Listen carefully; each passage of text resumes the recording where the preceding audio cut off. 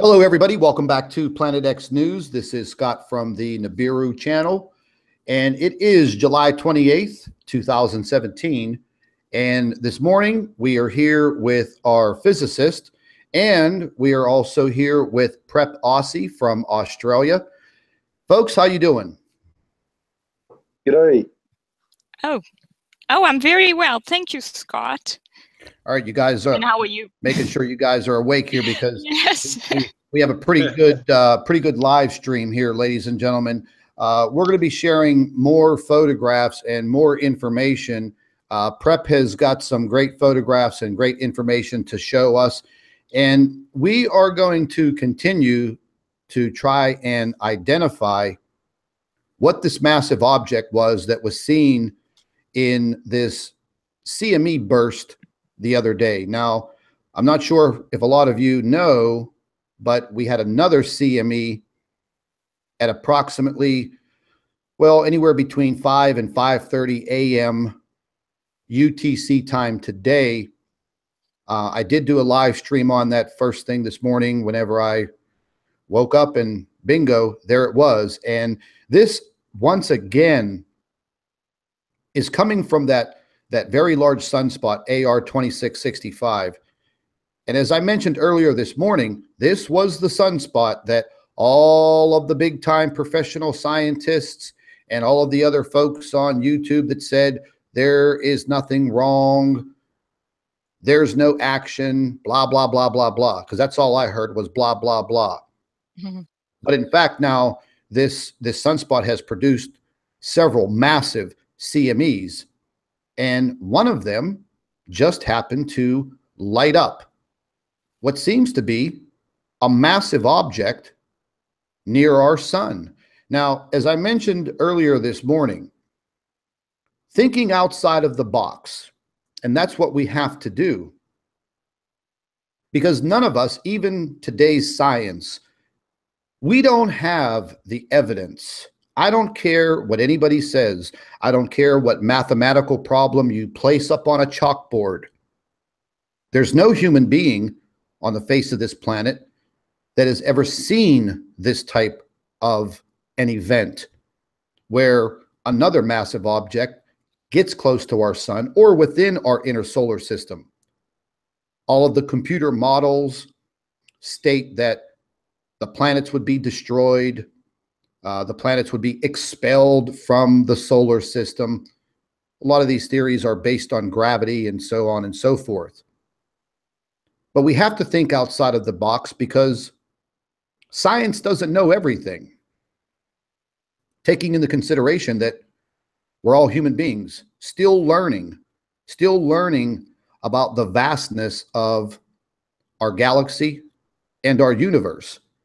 And who is to say that as we travel along in our galaxy, which travels along in our universe, what's to say that we don't encounter other stellar objects, other remnants of this universe and our galaxy? So there's no scientist alive that can say that's not possible. Ladies and gentlemen, everything is possible when dealing with the vastness of our galaxy and our universe.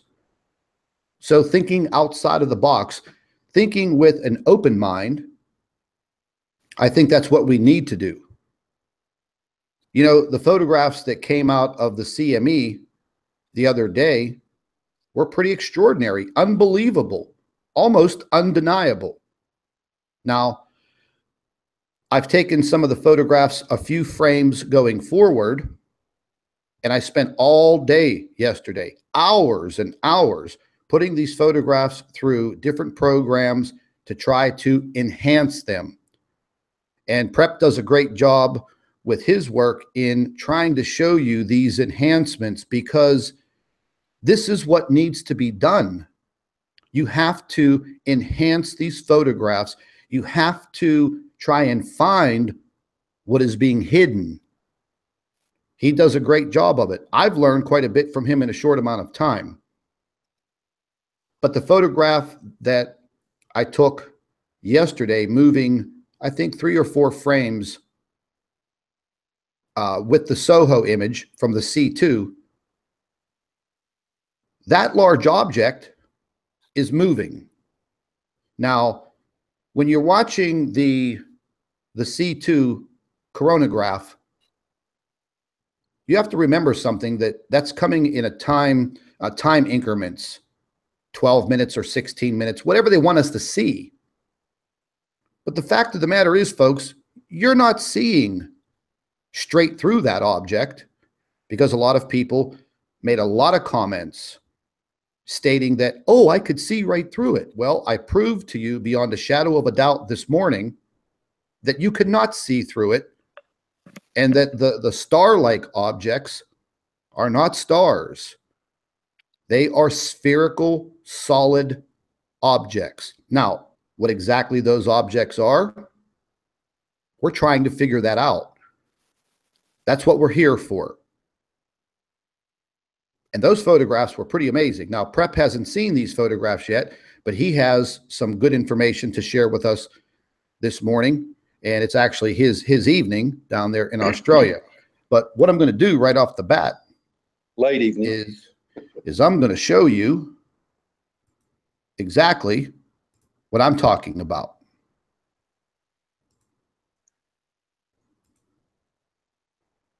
Just give me a minute and I'll pull up the GIMP file.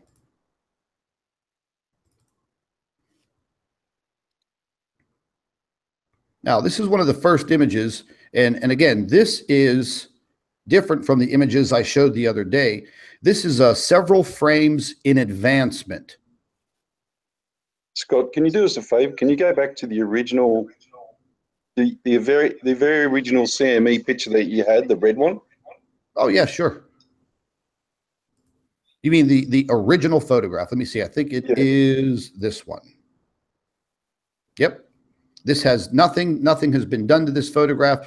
This is the actual CME that was produced on the 23rd, 6 a.m. UTC on the coronagraph C2.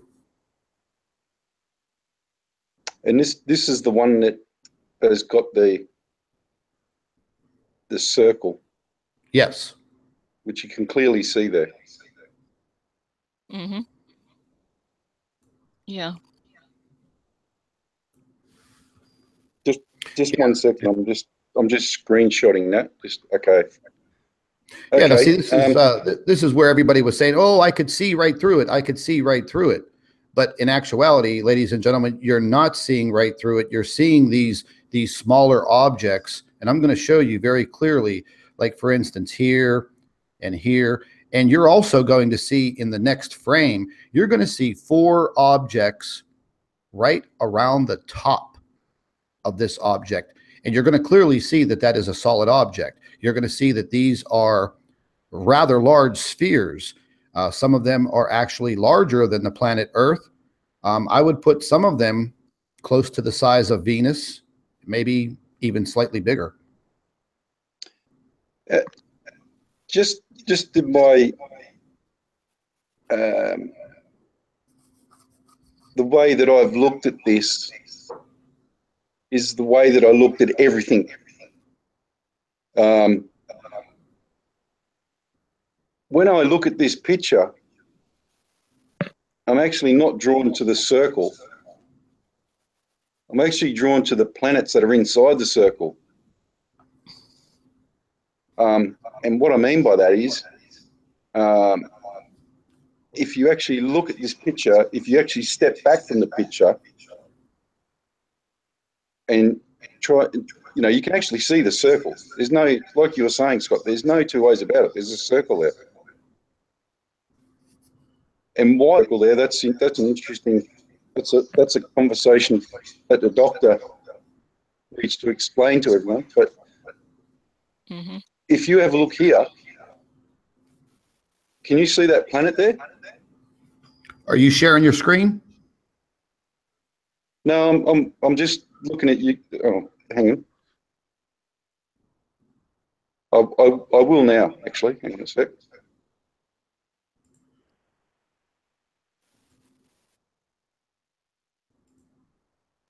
Let me jump out of here and I'll stop sharing my screen.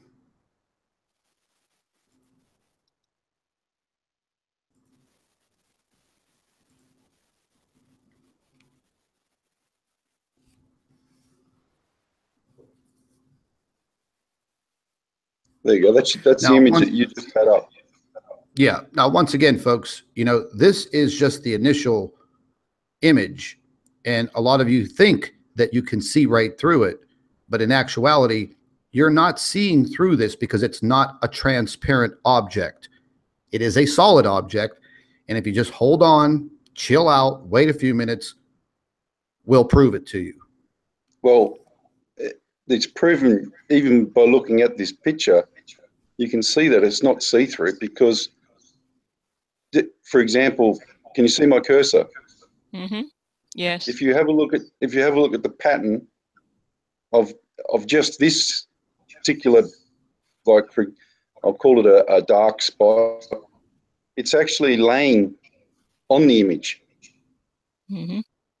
It's very obvious. Like, yeah, if that was see-through, that wouldn't be there like that. You know, it's laying across the image. You can actually see it. Now, what I was trying to say to you guys before is that if you actually look closely at this picture, you can see that there is actually objects in the picture. So if you look around there, can you guys actually see that image? See the object there? Wait. Yeah, wait yes. till I show you my other images. Woo, buddy. Okay, well, hang on. Look, I'll go backwards just a bit. Now, Yeah, I can see that object there now. Yeah. Yeah, once The you characteristic central darkness with the light cloud around it. I saw that. Yeah. right, this is there are actually lots of them. This is how many objects Yeah. there are, Mm-hmm. and there's one just outside of this as well, just here. Yes. And Doctor, perhaps you're the best one to tell us exactly why this image was showing up so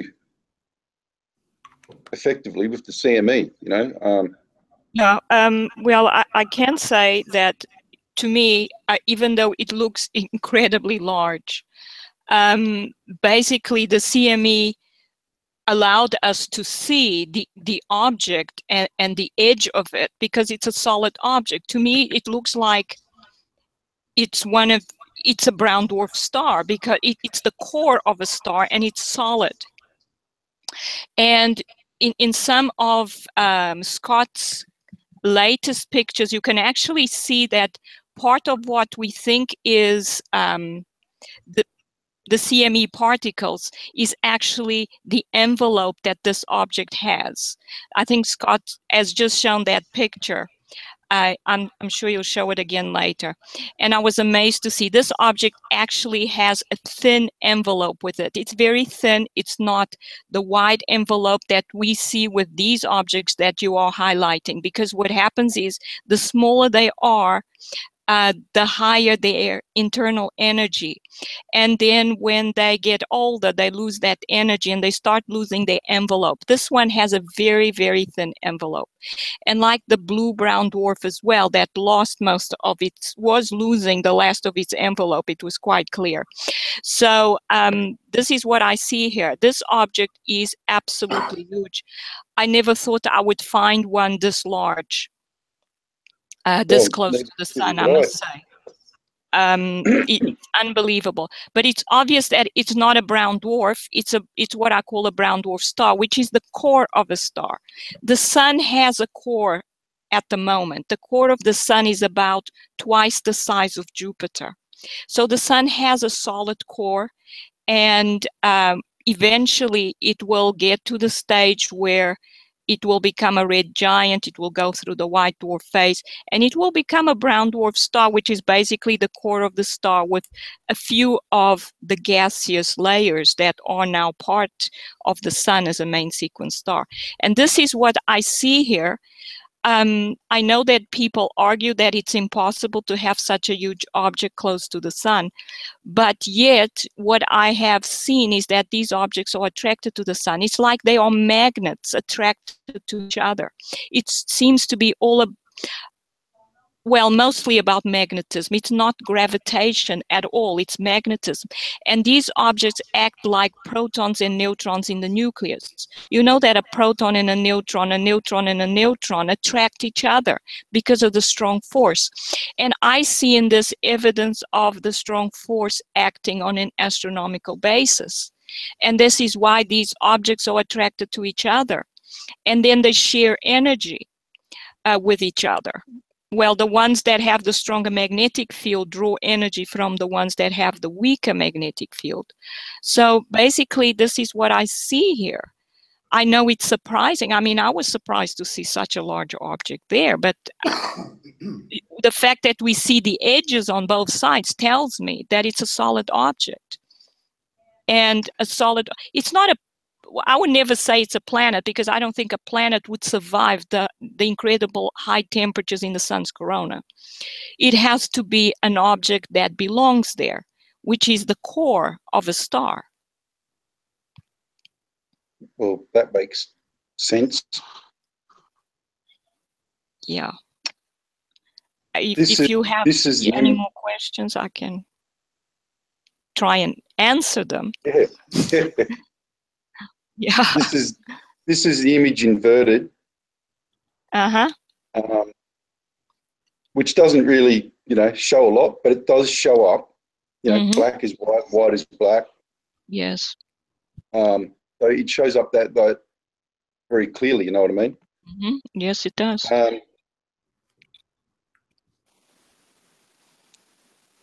This Yes. is amazing.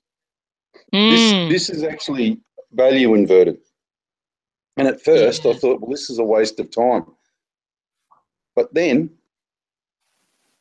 and this actually should be noted, you can actually see this image. Mm-hmm. Look. Yes, you can see the image clearly. Yes. Very clearly. Like,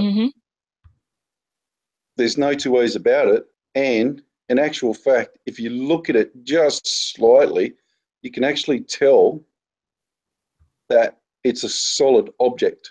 Mm-hmm. That's right. And I know that sounds like a bit far-fetched to actually say that, but you can actually, this image here tells you that it's a solid object. Mm-hmm. Because why would it show up if it wasn't a solid object? Exactly. And it has very defined edges on both sides. Yeah, that's my point. Yeah. Which tells me that it's a solid object. So that got my curiosity even more. The picture that I showed at the beginning of the circles made me, I started to investigate it a bit more, because I thought that Scott was losing it to start with. You're not the only one, buddy. Yeah, and then I just started doing what I would normally do to actually see if this image or this object is there. And as I said, as I did the value invert shows that there is actually something there. It's not my imagination. Mm-hmm. Now, this is when it starts getting into this is when I started to realize that from the original image, I discounted the fact the planet was that big. Like you were saying, I couldn't fathom in my brain that there was something that big next to the sun. So my attention was automatically drawn to these objects which are here. Yes. Which are the ones that I circled before. You can clearly see them in this picture. But this object here comes the size of our Earth. Yes. Yep. Just this one here. I have clear photographs of these objects. I mean, the doctor can attest to it. I was nonstop yesterday with the secondary photograph, which I said is a few frames advanced. Okay, because remember, when you're looking at the C2, they squirt those images out like every 12 or 14 minutes. Mm. So you're not seeing things second by second or minute by minute. You're seeing them in either 12 to 16 minute timestamps. And so I started going back through it. And lo and behold, I reversed it. I went back, I went forward, and, you know, the object shows up in several frames. And then, you know, the troll factions, they're like, oh, this thing just disappeared. Well, the object's not stationary. It is moving. That's my theory. That object was in, we could say, two ways. It was in the wrong place at the wrong time, but in our case, it was in the right place at the right time. Mm-hmm. And I think that it influenced heavily that CME. Mm. Well, Yes, yeah, I agree with that. Yeah. All right. Well, look, I've only got a few more images, but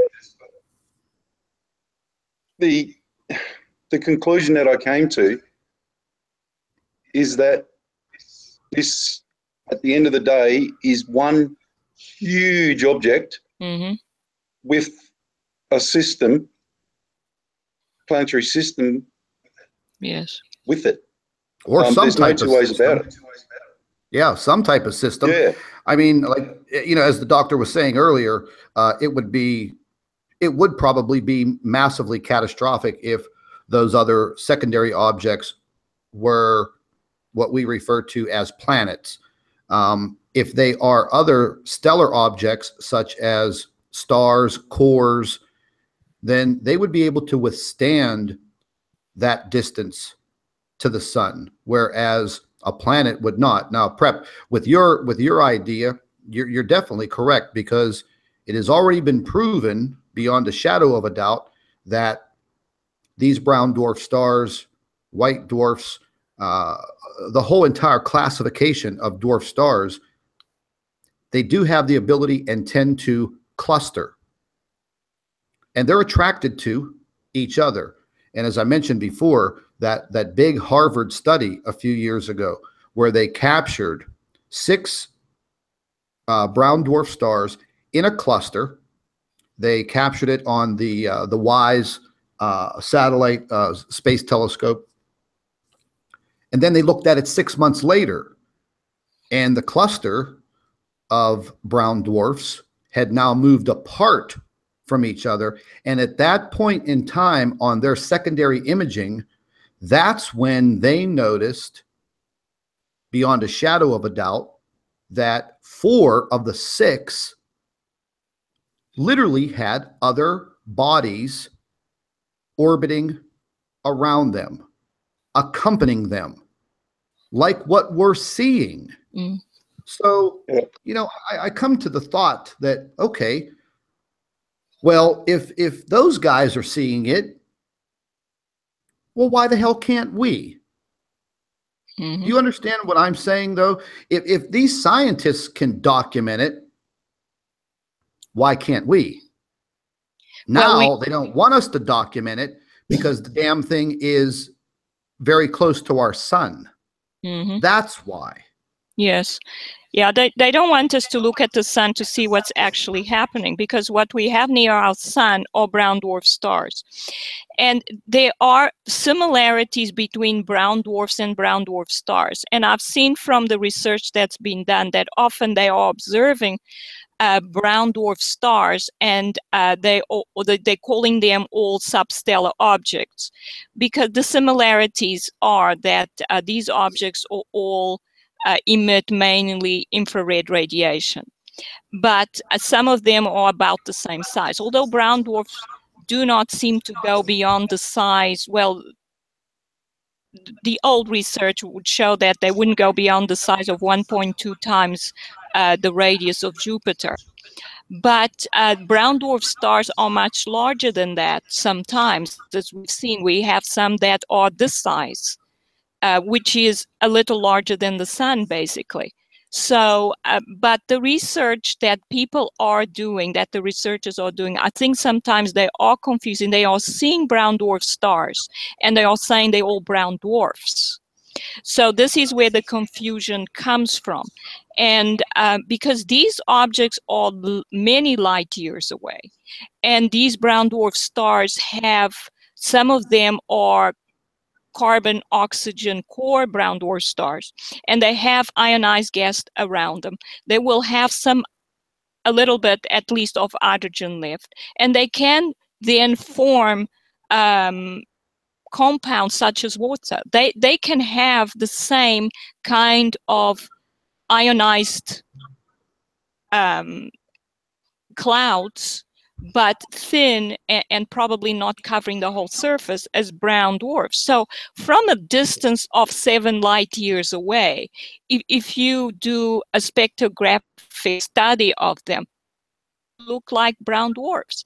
And so there's a lot of confusion now, and I think people are researching these objects and putting brown dwarfs and brown dwarf stars together. Whilst in the solar system, we can definitely see the difference, because a brown dwarf is a substellar object, a lot like Jupiter, and it does have stripes, even like these objects have stripes. But these objects are old stars. They are not objects that formed as close to a star and then cooled down and became what's called a brown dwarf, which is close to a gas giant planet. So there's a lot of confusion in the research that's being done. But when you look at the objects that are actually close to the sun, you realize what they are. They are solid. And the solid means they are stellar remnants, or the cores of what was once main sequence stars. And this has been what my research has been about researching the objects that are right here, that we can observe with the instruments that we have, with the spacecraft that we have. I mean, Scott caught the blue-brown dwarf with a little reflector.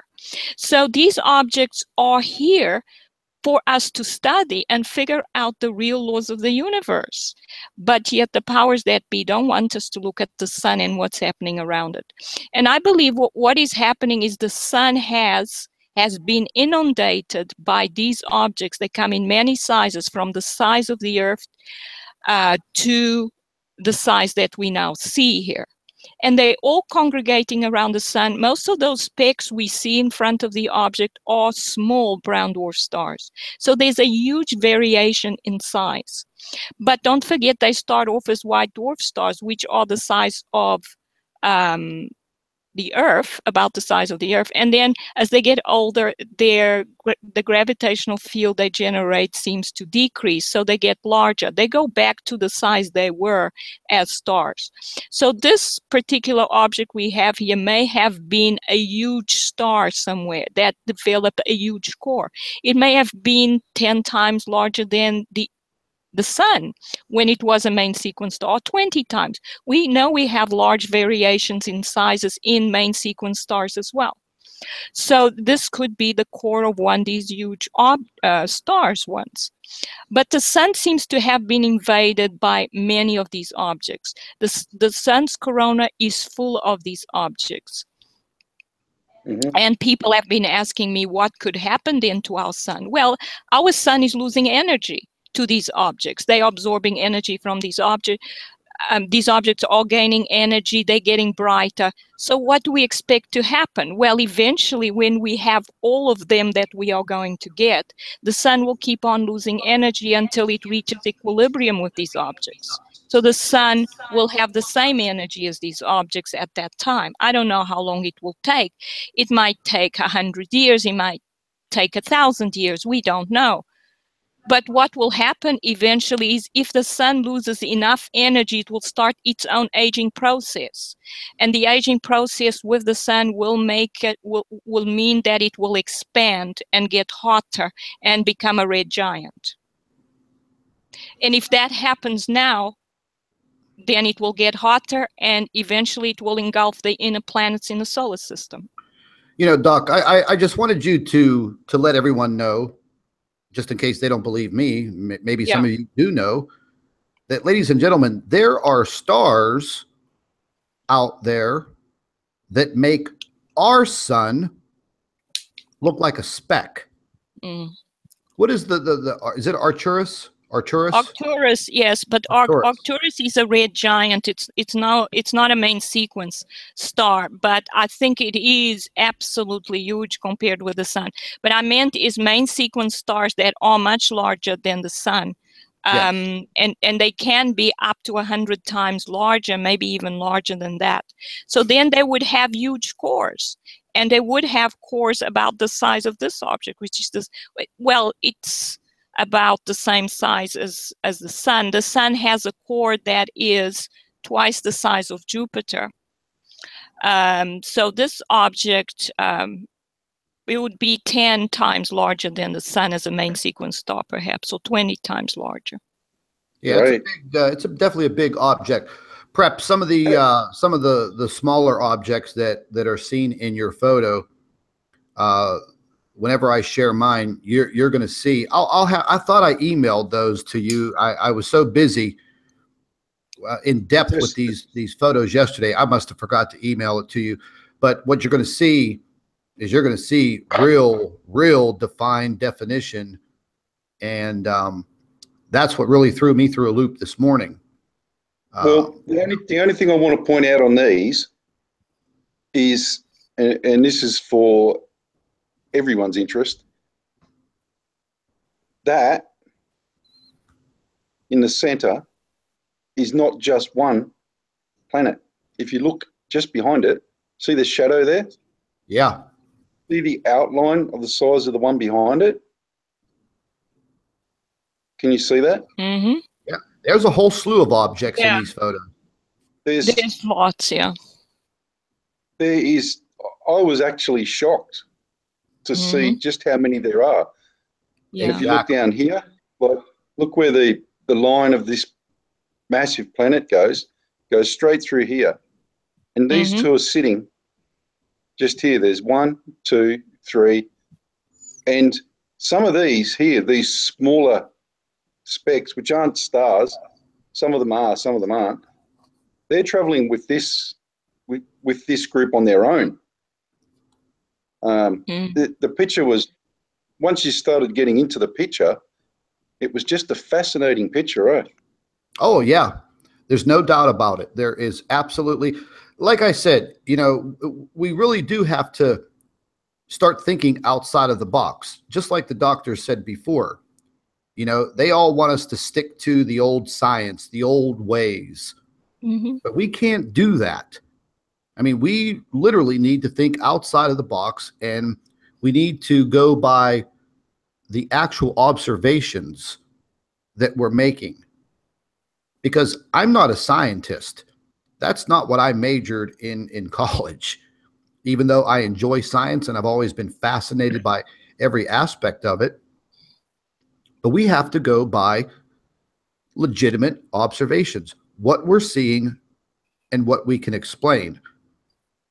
And if you try to squeeze in that old science, then you're back inside the box. Well, you know, just want to clarify for everyone as well. Like, if I didn't agree with what I'm seeing here, if I thought this wasn't a planet, I would definitely be saying so. But from just doing my tests and everything else, the only conclusion I could come to, it shows all the hallmarks, you know, of being an object. Yes. And I tried, and this is something for everyone to understand as well, I tried everything I could think of to penetrate through, because I was interested in the fact that people thought it was see-through. So, but this, just look at this image here. The image is not see-through. That's right. You cannot see through this image. I tried everything I can to highlight this even better. And I think this is probably about the best that I got to, because you can't, it's not see-through. You can't see through it. Yeah. These objects here are all sitting in front of the object that's behind. Yep. There's no two ways about it. That's my things on it, Scott. So if you want to, yeah, what I'll do Prep, is I'll get you I'll get you the sharing now. Yeah, I'll get you the additional software that that I was using yesterday.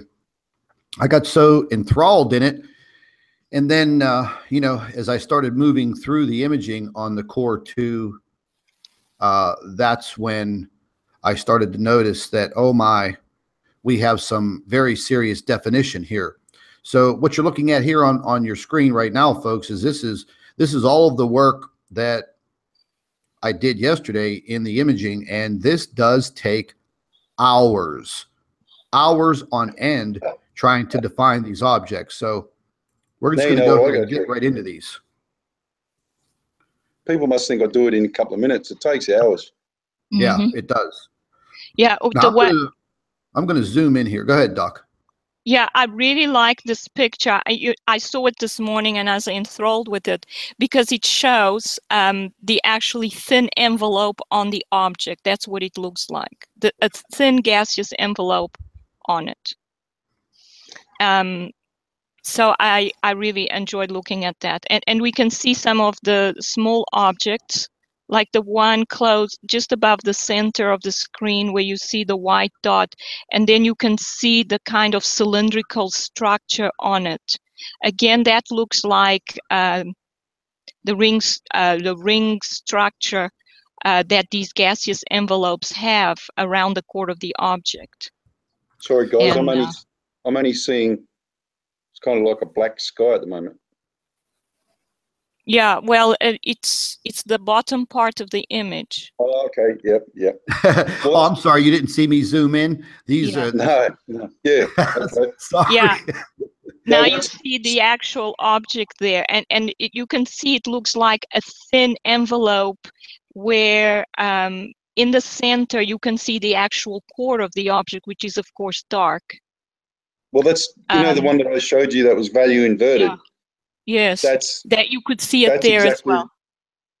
Yeah, that defined it more than all the other. I could just about get rid of all the other pictures and show everyone the value inverted one. Yes, proves that it's not see-through for a start, and it's there. It's not there.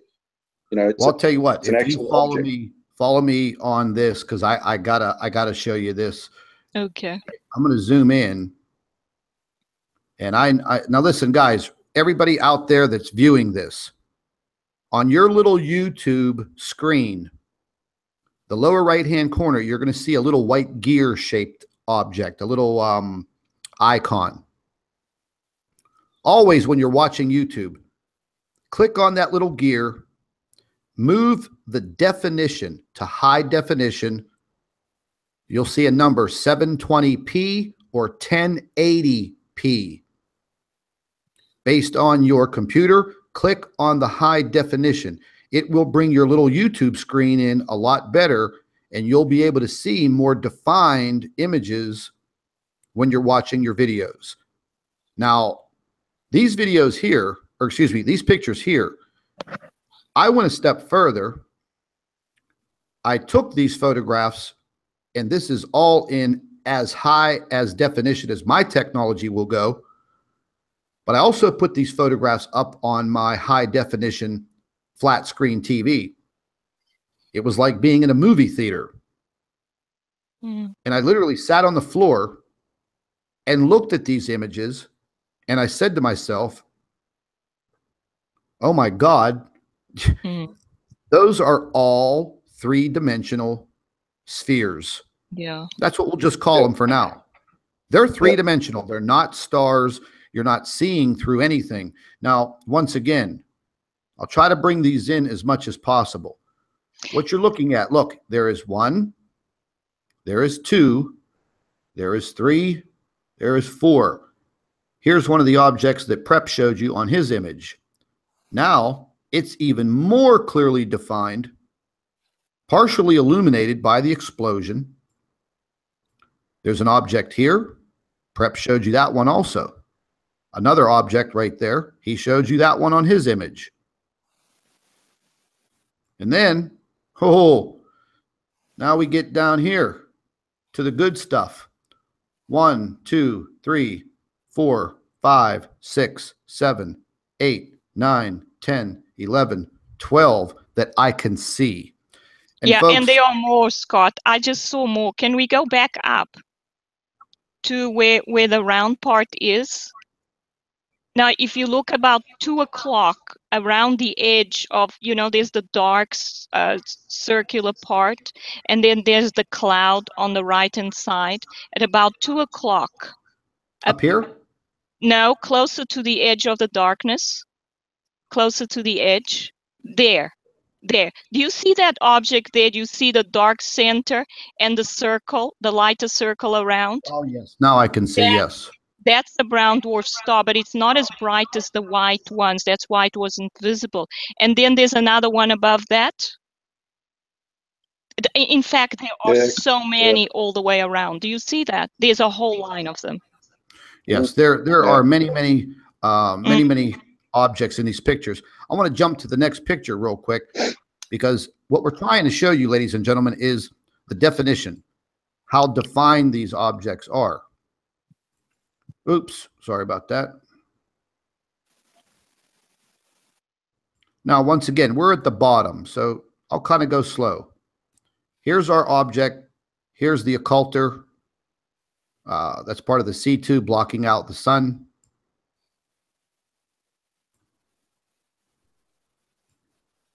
Okay, just on these objects, you can see a small glint of white right there, but then yet you can see a perfectly three-dimensional spherical object. Yes. Yeah. Again here, again here, again here. There's even one faintly right there, right there, right there. It's very hard to see, folks, whenever you're, you know, with your computer screen and the, excuse me, and the stream quality of YouTube. Now we're going to move up here, because this is where it really gets good. You're looking at three-dimensional spherical objects. Here, I'm just going to point out the big ones, because there's other smaller ones there. One here,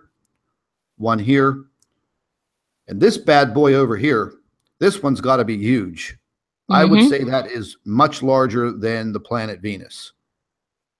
Well, clearly, clearly one on the left, Scott. Oh yeah, there's a bunch of them over here. Yeah, there's more. That's the one. That one you've just highlighted is the one that the doctor was saying is similar to the ones that are on the inside. Yeah. One there, that is just enormous. Yes, now, once again, let's take a look at what's going on up north here. 1, 2, 3, 4. And again, keep going past the black one, Scott. What's that? You keep going past the actual brown dwarf. This one, the dark one. Yeah, there are lots of them inside there as well. Oh, if you have a look at the that's not. See the one on the left from your cursor. Or this? It's massive. Look at the size of it. Oh, right there. That one, yeah. Yeah. Okay. Oh, I missed that. Oh, yeah, well, my God. Yeah, that could be one. It could also be the surface of the solid object showing up. I also thought it might be that, because it's right at the edge of the object, you see. Or it might be another one, yeah. Oh my, look at that. Now I see it. Right there where my cursor is. Look at the size of that freaking thing. See, that's what I'm saying, folks. You know, you can stare at these photographs for hours and hours and hours. Your eyes do get trained to look for things, but having other sets of eyes, like what Prep does, and like what the doctor does, and like what I do, but getting more and more collaboration because people have different perspectives. You know, it's not all about being some Planet X freaking superstar. We're trying to figure out what the hell these objects are, what they're doing here, and what can they do. But that one, I have to say, I definitely missed. Let's see if we could just bring it out a little bit more. Oh, yeah, watch the light. Watch the light. This is the direction of the CME. This would be away from the CME. So naturally, this would be like the light side of the Earth, the nighttime side, the daytime side, the nighttime side. Watch as I increase the exposure, what happens. It lights it up.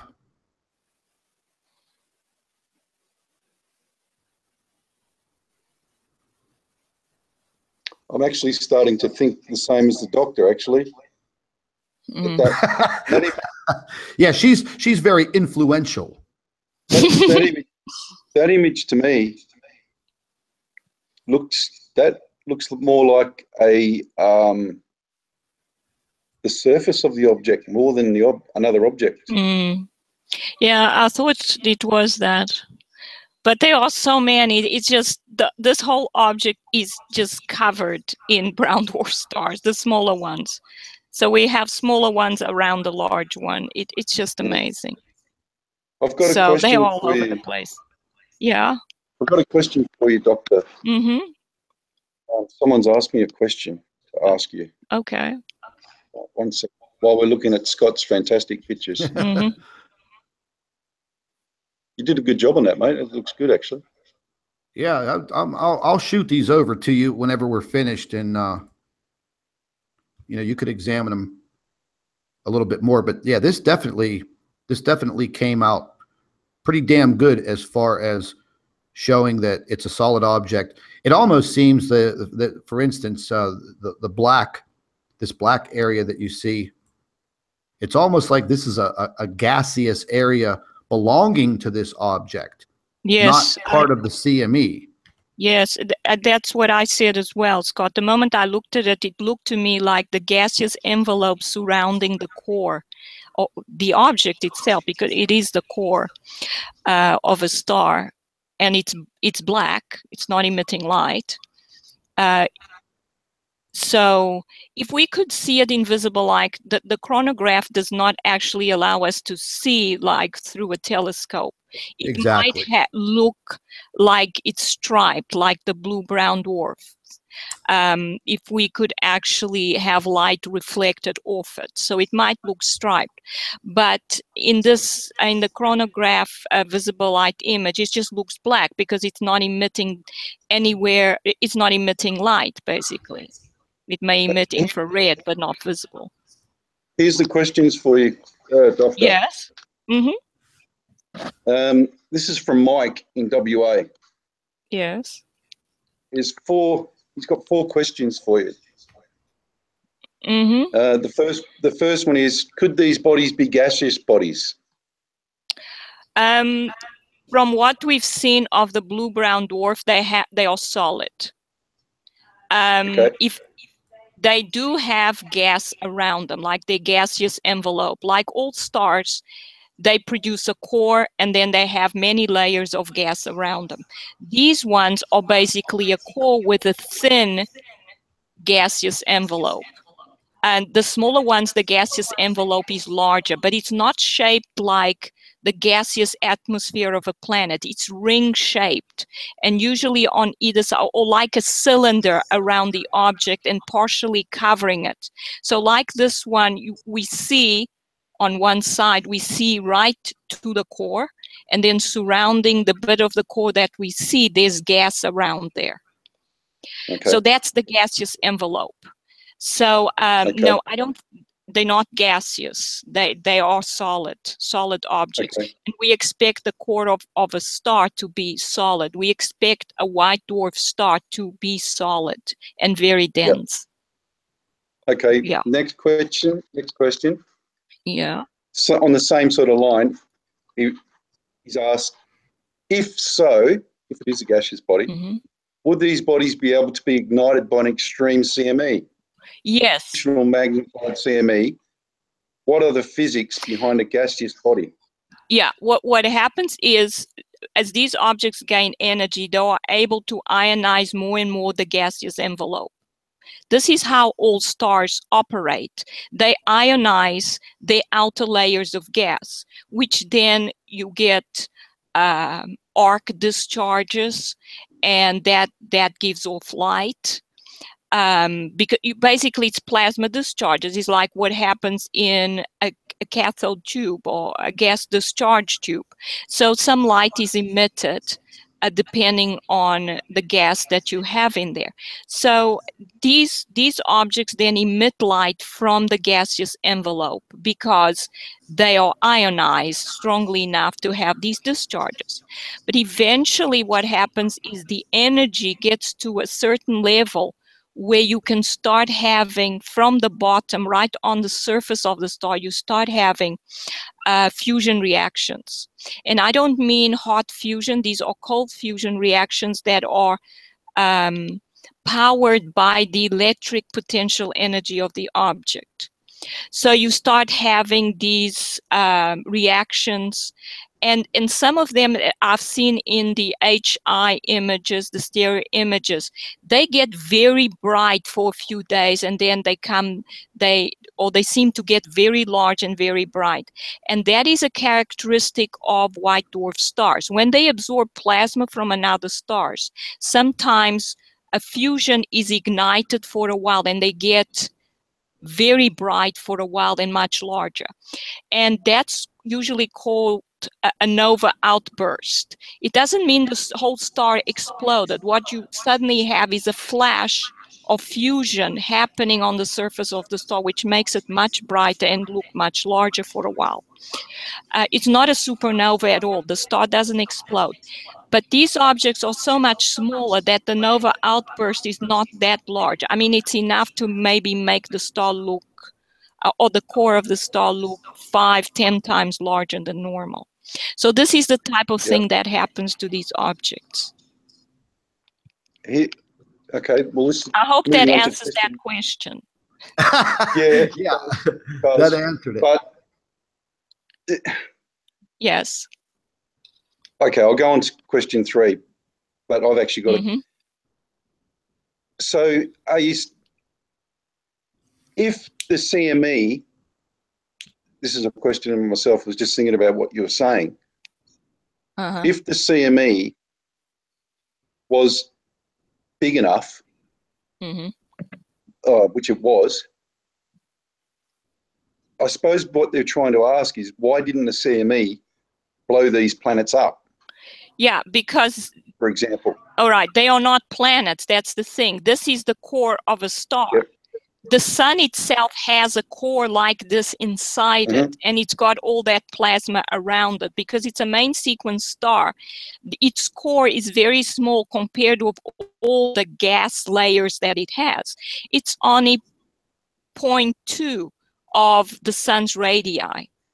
So it's 20% of the size of the sun. You realize that. So the sun has huge amounts of clouds of gas surrounding its core. But these objects don't have as much. They have a thin envelope. The smaller ones have a wider envelope. But when they get enough energy, they start operating like normal stars. They ionize whatever's left of their gaseous layers enough to start glowing and having fusion reactions like a normal star. That's why I then call them rejuvenated stars. So what we have is one star inside the sun's corona and in the environment where they are CMEs. Some of these objects actually start having their own CMEs because they get to the point where they can accelerate large amounts of particles from the surface, just like a normal star. So it's not destroyed by it. It belongs in that environment, if you know what I mean. It's where it belongs. It's a star. It's the core of a star. Yeah, it's like the reverse of a fish out of water. Exactly. I just, Doctor, something that you just said in your explanation. Yes. It just hit home with me right now. This bell just went on inside my head. Prep, Mhm. you know what she's trying to explain, and you know she's a scientific person. She does a good job at putting this into layman's terms for us. Mm. But if you understand the makeup of Jupiter, everybody, Yeah. when you look at Jupiter, it just looks like a big solid striped ball. But in fact, those are very, very heavy layers of its gaseous cloud and cloud formations.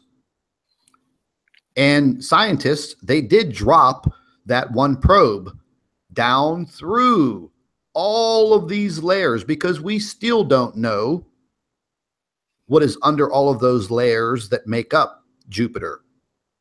So now it hits home when we're referring to the size of this object. So what I'm trying to say, ladies and gentlemen, if you take away the entire gaseous cloud region of Jupiter, then we would really see what is at the core. Am I correct in saying this, Doctor? Am I explaining this the right way? Yes, you are. All stars and most planets, and I think Jupiter will have a solid core as well because it produces a huge magnetic field. And usually you would need a solid core and a liquid around it to produce that kind of magnetic field. So I think Jupiter will have a core as well.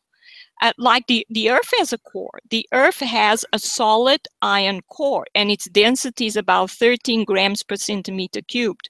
But these objects have their density is about 100. The Sun's core is supposed to have a density of 150 grams per centimeter cubed. So you can imagine that the cores of these objects are much denser than the core of planetary objects. So this is how dense they are. They're extremely dense solid objects. So, Doc, let's just get this real clear for everybody.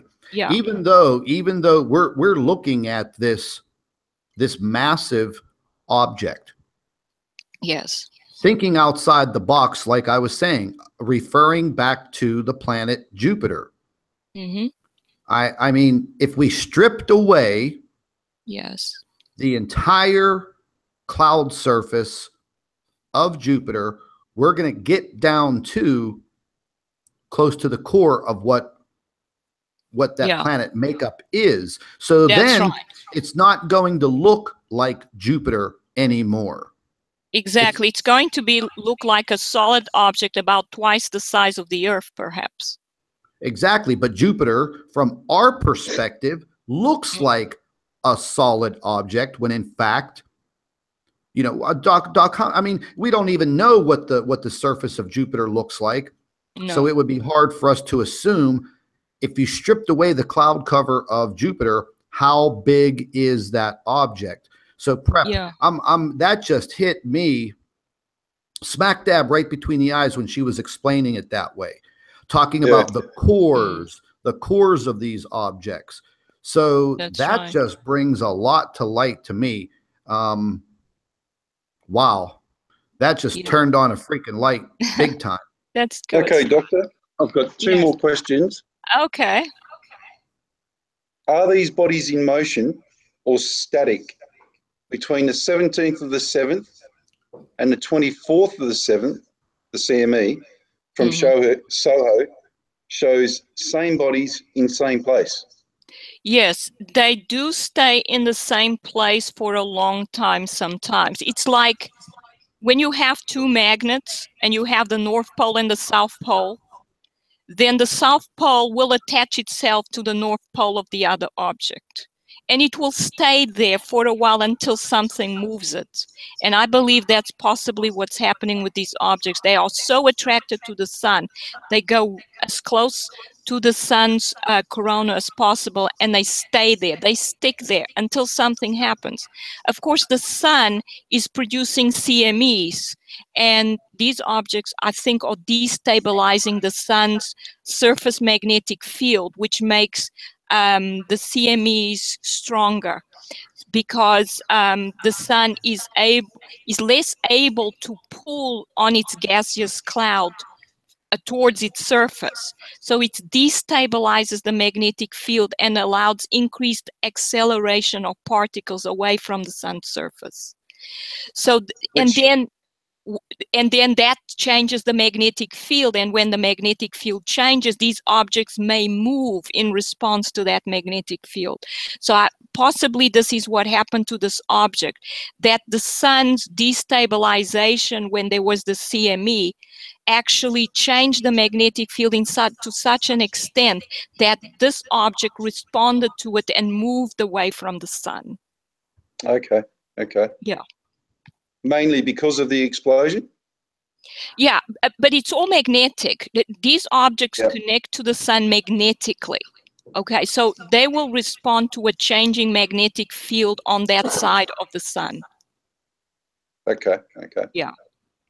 That makes common sense, but I suppose the wiring, the worry out of what you've just said is that people need to understand that as long as this thing's there, then these CMEs are not going to stop, and there's even a bigger chance that they may get bigger. We may have an enormous CME. Well, see, that's what I was talking about this morning, Prep. Yeah. That's what I'm worried about, is because we just had another CME this morning. It was pretty decent. However, the footage got cut off because of the timestamp. Yeah. So within the next 4 to 8 hours, we'll get the full vision of what that CME was, but it is coming from the AR 2665. Yes. On the SDO image this morning in my live stream, I showed some massive flaring coming from this AR 2665. The problem is, in the next 10 to 14 days, that CME is an equatorial equatorial sunspot. Okay, so the Earth sits just below the equator on the sun. We're going to be in the bullseye, the crosshairs of that damn thing again. And if it's reacting the way that it is now on the backside, oh my God. Okay, so once again, we now have to worry when it turns Earth facing again. And it is coming. Yeah. I don't care what any scientist or nerdy astronomer has to say. These people downplayed this damn sunspot all the way till the first CME occurred. And thank God that it was just off of being Earth facing, or we would have had a shitstorm here on Earth. Yeah. And then the second one, and then now this one on the 28th. So that's my point. Yes. It's a good point, and it's a good thing to worry about. Yes, of course. And I always say, listen, folks, this isn't the matter of some rogue planet coming out of nowhere and smashing into the Earth. Like I see all of these Nibiru channels and videos, oh, you have 24 hours, Nibiru is going to hit the Earth, blah, blah, blah. No, that's not the case. The fact of the matter is that our biggest threat, and I have said this time and time again, is going to be the interaction with these objects with the sun, and the sun's reaction to these objects. And if we're in the wrong place at the wrong time, yes, we could have a life-ending event on this planet. Scientists will agree with it. Hey, they produce their videos. National Geographic, the History Channel, the Discovery Channel, NASA, all of them have put together their own productions pertaining to kill shots, CMEs, all of these big solar bursts. Yeah, they can fry the Earth. But now that you have all of these other characters in the inner solar system wanting to, react with the sun, well, you know, the sun doesn't want to play. So it's going to have a reaction. And that reaction is what we've been seeing now for over a year and a half. All of the massive coronal holes. The coronal hole that has stayed on the north pole of the sun, the top of the sun, then on the bottom of the sun, then combined, then a whole third of the sun facing the earth is one big massive coronal hole. 865,000 miles of a coronal hole. If you look at it through the X-ray, the GOES satellite X-ray of the sun, it proves it to you. Mm-hmm. Right, I've got one last question, Doctor. Sure. Okay. Can we decipher as to what type of a body it is, apart from spherical and definitely there, i.e. Well, solid mass? Can we test for, yes. for its makeup? Gas, chromatograph, like I said, reading. all right. So in my book, I'm actually calculating the density of some of these objects, and they are close to the density of the sun's own core. So we can estimate its size because it's close to the sun. What would it be? 1.2 times the radius of the sun, and then we can through the density, we could calculate its mass. But I have reached the conclusion that these objects, it's not as easy as that. Mass is not just something that you're going to, okay, find the density, multiply by the volume, and calculate its mass. It doesn't actually quite work this way anymore, because these objects seem to generate a gravitational field, which then gives them a mass. And the field they generate is dependent on how much energy they have. So even though, I mean, I calculated the density of one of these objects, but it was much smaller. It was about, its radius was about half the size of Jupiter. So I'd expect it has a higher density than this larger object. This one may have a much smaller density. It may have a density even closer to the Earth's density. Probably not, probably a bit higher. So if I knew its density exactly, I can estimate its size. Usually if I see one of these objects actually drawing plasma from the sun from a certain distance, I can then use that and model it and say, okay, its gravitational generation abilities is in step with its magnetic generational. So then this is what I use to estimate the size and the density. But with this object, it's difficult because all I can really see is its size. I've got just one final question. Yeah. We know a couple of constants. Yes. Speed of light, distance from sun to earth, time at which CME occurs. Yes. By using at least 3 sources, Secchi, Soho, Lascaux, etc., we can triangulate said bodies in question as a CME event will be highlighted by its sources. This is a timestamp to work with. Yes. Once triangulation occurs, we can identify time from CME ejection to highlighting of said body. Knowing speed of light is a constant. This will give distance from sun to objects. Since we know the size of sun and location of bodies, we can now calculate size of body in ratio to sun. Yes, I mean, that's not a problem. An estimation of its size is not a problem. It's close enough to the sun for me to say that it's, well, it has to be, according to this image we're looking at, which is the SOHO spacecraft, which is at the Lagrangian point 1, which means that it's actually in front of the Earth facing the sun. We know the CME was directed backwards towards Mars. So the CME is not towards Earth, it's it's backwards away from Earth. And the fact that the CME hit the object means that the object had to be on that side of the sun, but very close to the sun. But it's so close to the sun that any distance at that point does not actually change the estimation of its size by much. So basically, just by looking at the image and comparing the actual size of the object, we can assume it's right there at the sun. Okay, so then we would give it a radius. I haven't actually measured it. We can compare it with the radius of that white circle there. It's slightly larger. So I would say 1.1 to 1.2 of the radius of the sun. Okay, yeah. Okay. Okay. Perfect. Yeah. Prep, do you see the size of this CME this morning? Yeah.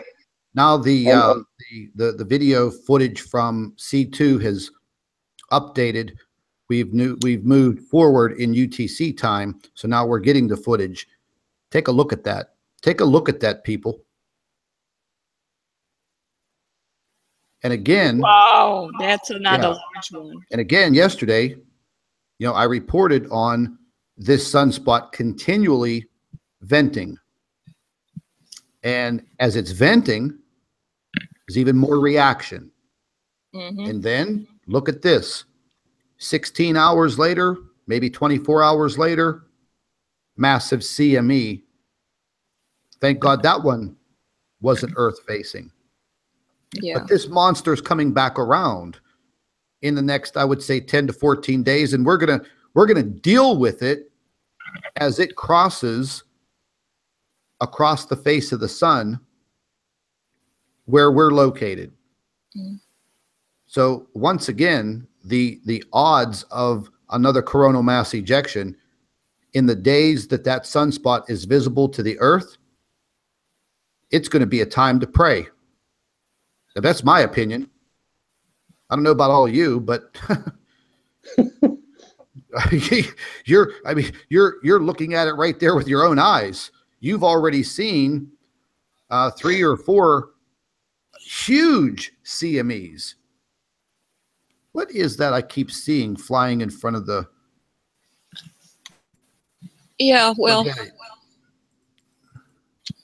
that's one of the. Oh, see that? What the hell is it? Yeah. No, I'm just saying. Can you see the size of that body? Yes, it's huge. Next to the sun. There's just so many. Yeah, right next. Yes, I see it. Well, it could be one of the planets, but the hell is that below the sun? And it's only there for one frame. Oh, if it's only there for one frame, it's one of these objects. You know, the brown dwarf stars probably, or some debris. That was weird. Yeah, you know, folks, if you slow the coronagraph down. No, you. I was just looking at that. Just go back to it again, Scott. Yeah. Keep going. Keep going. Keep going.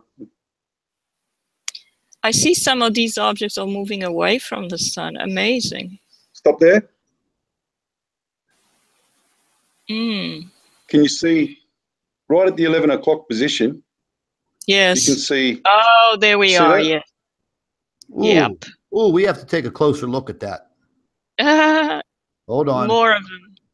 I actually saw lots of these white specks move away from the sun as the CME happened.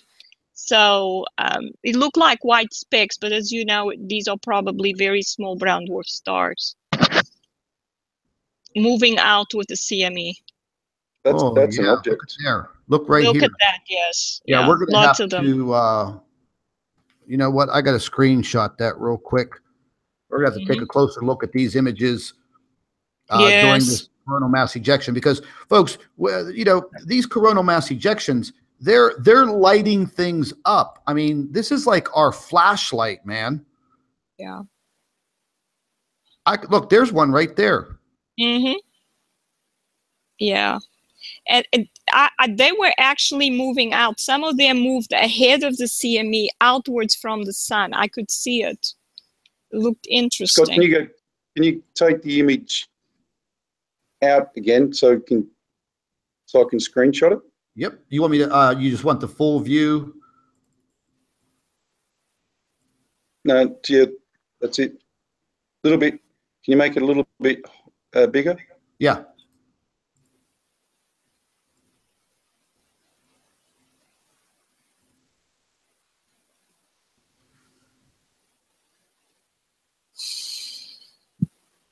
Look at that.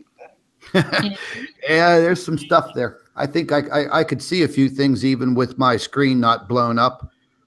And again, folks, listen, whenever you're watching these videos, my advice to you on your little YouTube video player that you have on your screen, go to the lower right-hand corner, click on that little white gear, and set your visuals to high definition. You'll see the number 720p HD or 1080 HD. Move your cursor up there, click on one of those, and you'll get a better full definition, higher definition on your computer screen and for YouTube. Okay, this is amazing.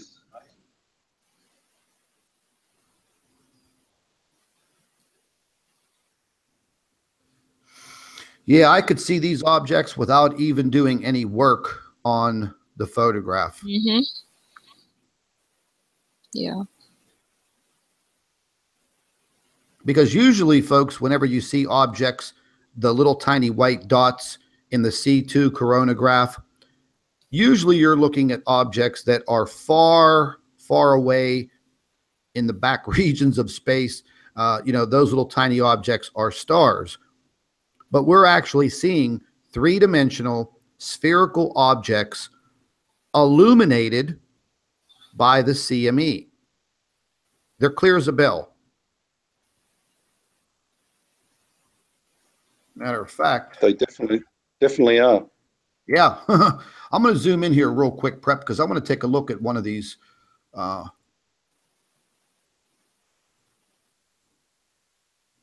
me a second here.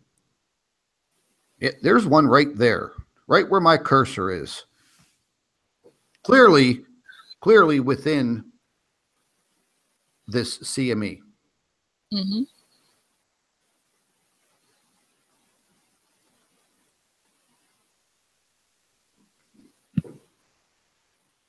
I got to get a screenshot of that too.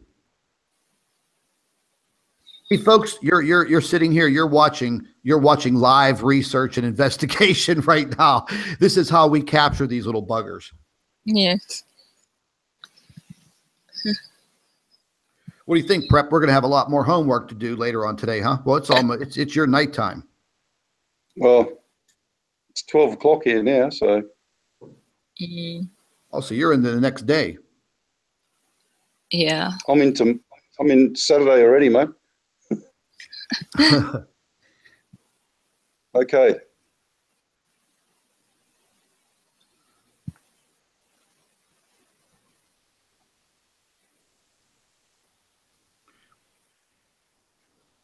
Yeah, it's very interesting. God. Very, very interesting. I honestly can't believe what I'm seeing these days.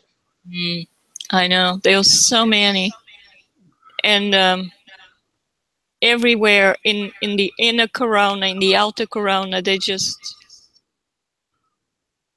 yeah, I'm going to switch over to the C3 real quick because I'm just kind of curious. Mm-hmm. Mm-hmm.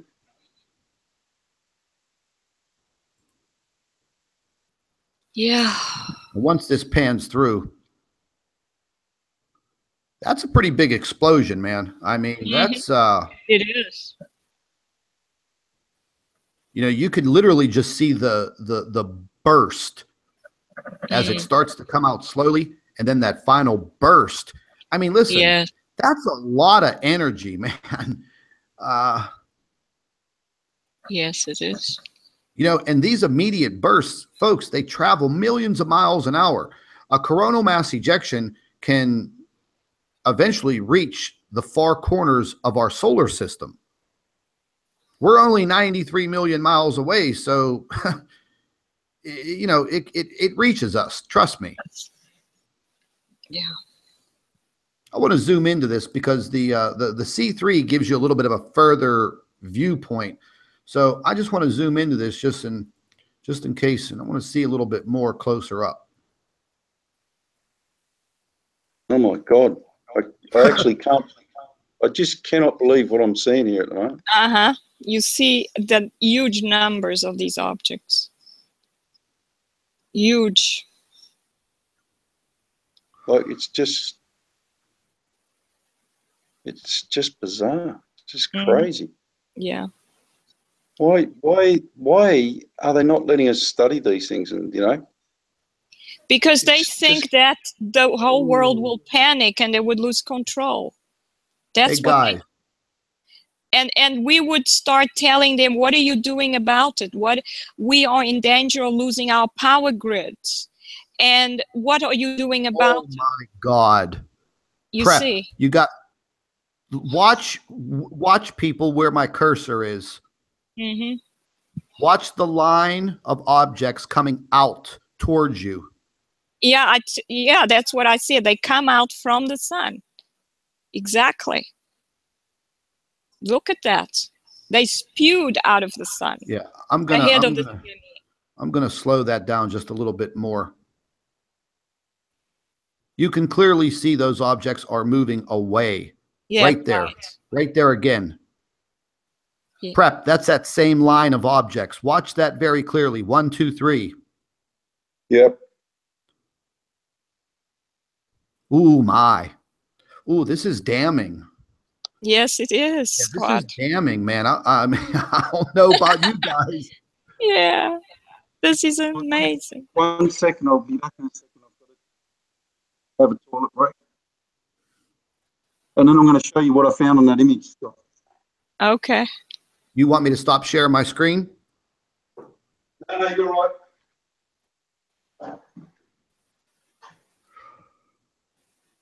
Yeah, I'll be looking into these photographs later on. It's a little harder to bring out some detail, folks, on this C3 coronagraph, but the C2, the red one, you could definitely capture some decent definition.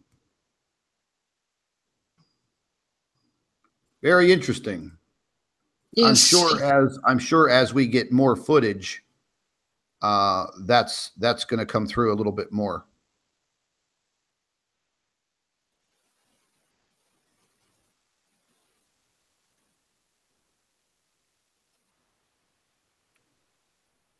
I'm going to flip back over.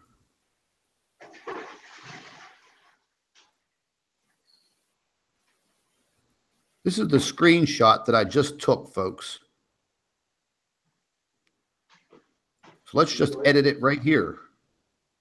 Mm-hmm. Just get the clarity a little bit better. Let's get our lighting a little bit better.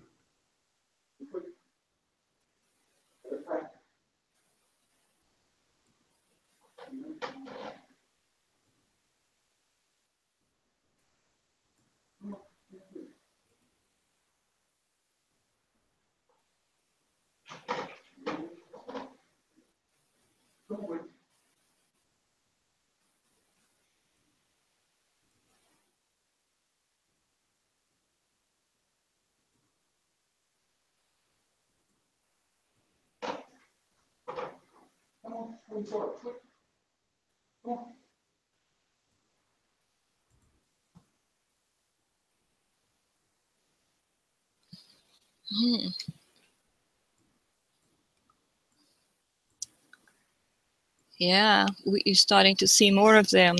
There you go. Yes. That was just done live on the Nibiru channel, right in front of your eyes, folks. Yeah, it is starting to see, you know, you see the light spots, that's the small ones. And sometimes you see the dark little patches, which are the cores of other ones with clouds around them. There are so many, Scott. Oh, yeah. There are just so many. It's just all over the CME. It's unbelievable. Oh, my goodness. Yeah, we're going to take a look at this in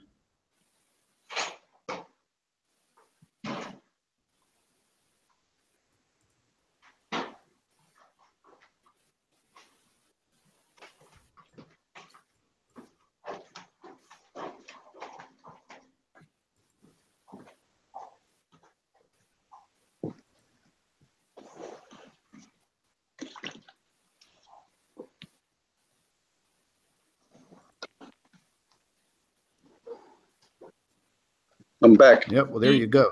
Yeah, Prep. I was just doing some live editing right there on the two objects that we just saw right there.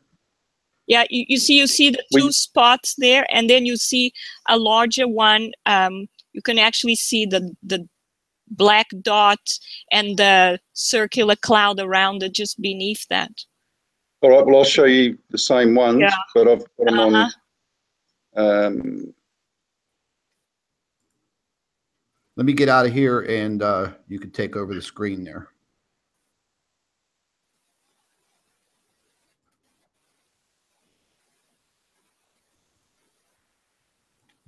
It's all yours, brother. Can you see my screen now? Yep, we got your whole chalkboard there. Right. So that's the same images that you just brought up, Scott. Yeah. Yep.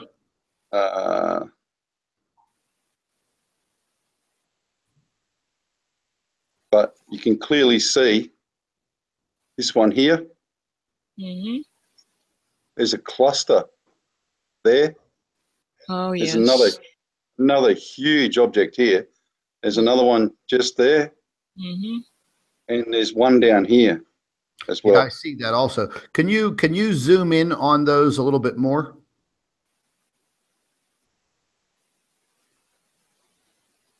Oh my, see, once again, you're looking at a perfectly spherical shape. Yes. Which is not possible in an explosion. No. Yeah. And this is bigger than I thought, actually, these ones here. That one's the same size as this one. This may be the two that we were looking at on the other image that you found, Scott. Yeah. But that's one. Let me go to the other ones. Hang on. The other ones came out better. This is interesting. This is inverted. Yes. So there's one there. You see that? Yeah. That's one there. Interestingly, it showed up those two. Yep. Yes. Although that other one is, those other two are there. And then look at this one. Wow. Yeah, there's another one. There's another one under the black flame coming right below your cursor. Drop around down. here. Yeah, right I saw below, that. right below the black flame, there, right there, where your cursor is. That little. Those three. Yeah, a line of three. Two. Yes. There's three in a line there. Mm-hmm. But look at the size of that thing. That is massive. Now, wait, you see this one. Mm.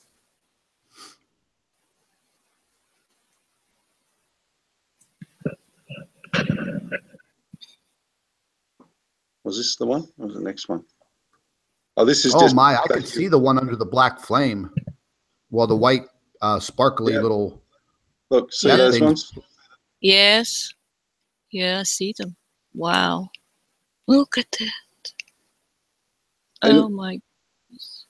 Doctor, you'd be better at telling people as to these objects should not be this close to the sun, should they?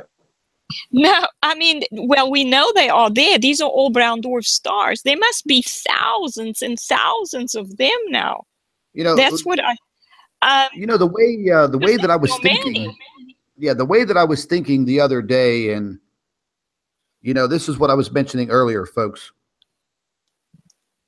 Knowing that you know, we're passing through space. We're just a little tiny solar system on the outer reaches of a galaxy. And as we pass through space in our galaxy is passing through space in the universe. So what makes you think that through time, you're not going to come across some other things at the end of the street. Exactly. Oh my, look at that. That's just an impossible way to think. So as we're moving through this vast thing we call outer space, eventually we're going to come across some things maybe that we've never seen before. So again, thinking outside of that box, that yes, this is all possible. We're actually documenting it right in front of your eyes. Yeah. Yeah, and I just want, sorry. I was going to say to you, in retrospect, that black dot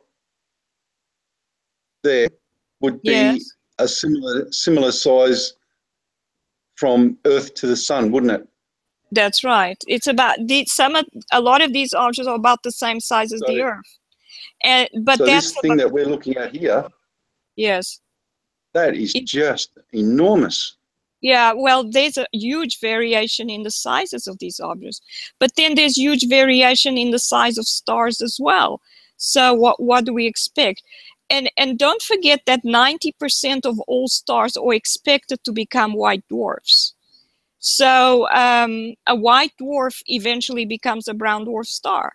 So if you have 90% of all stars, and we have billions of stars in a galaxy, can we not expect to have in large numbers of these objects that were once main sequence stars and have gone through the white dwarf stage and are now brown dwarf stars? And I have addressed the problem that people say about white dwarfs take too long to cool down. And I just want to mention again that all stars are not hot on the inside, they are cool on the inside. And what we have seen with the sun going dark proves that. And the fact that sunspots are cool and dark as well proves that the sun is dark on the inside.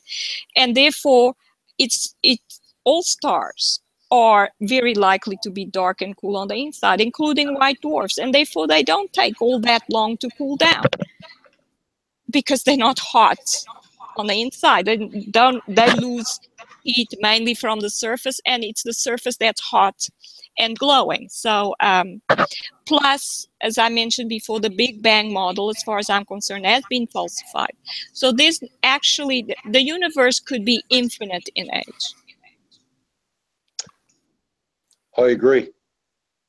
No doubt about that. I want to point something out to you guys. I noticed on another one, but I thought it was an actual blip. Can you guys see that there?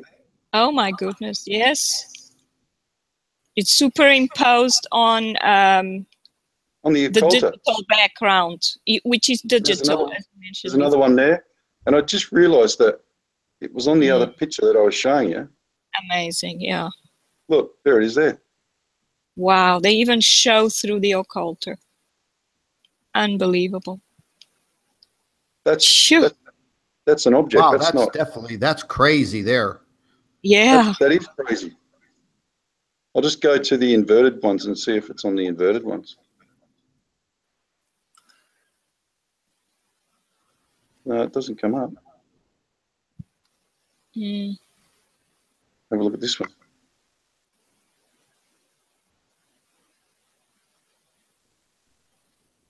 No.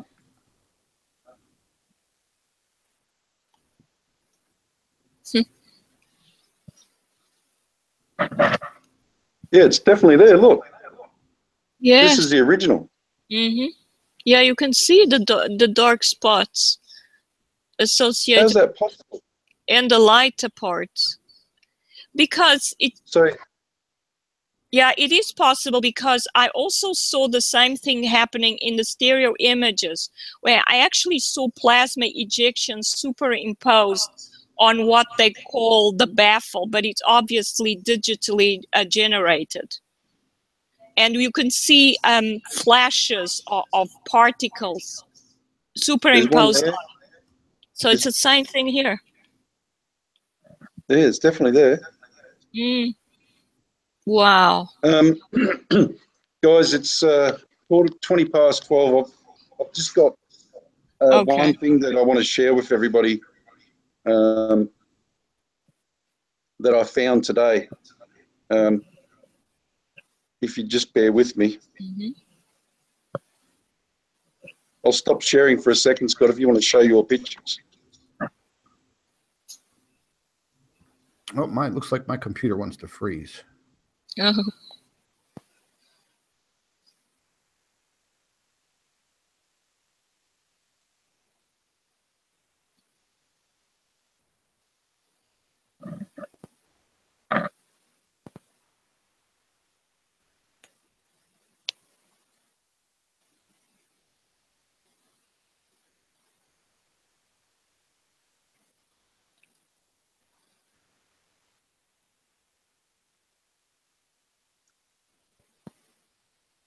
Okay.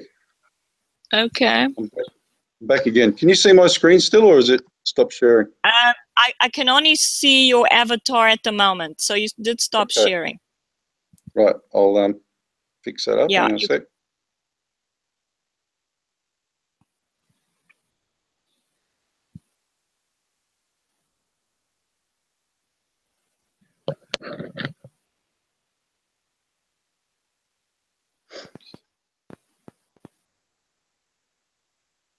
Okay, is it?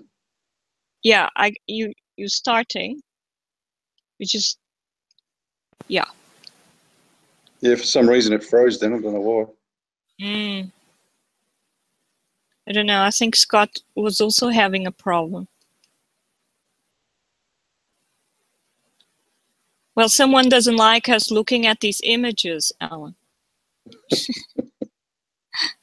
Yeah. Well, you're a conspiracy nut. Yes, well, as Scott says, this is the biggest cover-up in the history of the world. What's going on here? I don't know. Right, I'll stop that and I'll start again. Okay.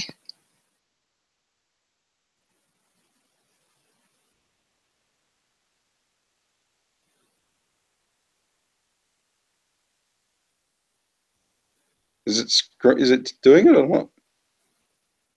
Yeah, well, it looks like you're starting to share and then... Oh. Okay, everybody, I'm back. Oh, okay, good. So it was Scott that was... Yeah. Okay, Scott, I'm they going kicked to me out of my own live stream. I'm going to show you something, and then I'm going to bed. Okay. Yeah, he's trying. If it works. Yeah, if it works. I don't know why it does that. It's telling me I'm screen sharing, but it's got this... Yeah. And I'll start again and see if that works. Now, I think you are screen sharing. You just have to then press on the window you want to show. You were. Yeah. Okay. Now, I'm screen sharing now, yeah? Yes, you are. There you go. Here we go. Right. This is a video from Neil Oakley that was done yesterday on the 27th of July. Oh my. Look, everybody needs to watch this video. I just can't say how amazing this video is. I'm going to take you through it. I've obviously got screenshots from it. Hang on, I'm trying to get to the one. And then I'll show you the image live so you guys can see it, which is here. Okay, this is live, folks. So this is, I want to prove to everyone that this is actually real, and this is what we're actually seeing. So this is a video from Neil Oakley, who's in the United Kingdom. He's in Liverpool, actually, in England. Now, he filmed this yesterday and uploaded it. And as you can see here, there's, you know, there's bloody planets. This is a reflection, lens reflection. But there's planets everywhere. And like I said, I'll show you those in a minute. But my main purpose here is to actually show you what I'm about to show you. Okay. And you are going to say, yeah, I don't know what you're going to say, but I'll start it from here. Yeah. Just watch the sun closely. Mm-hmm. Have you got this, Scott? Oh yeah, I saw the video this morning. Right. Amazing. Do you know what I'm going to show you? Yeah. No, keep going. I want these people to see it.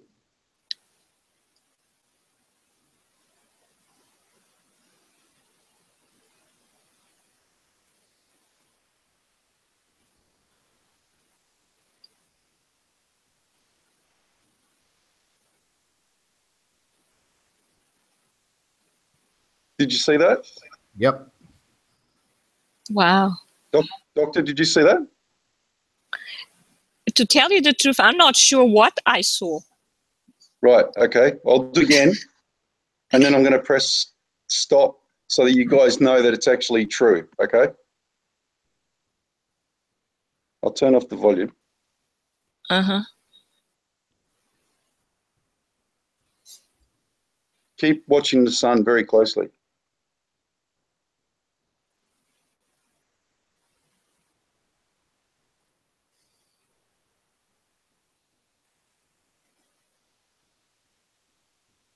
Oh my. Did you see it? Yeah, is that something on the sun? Oh my. No, watch this.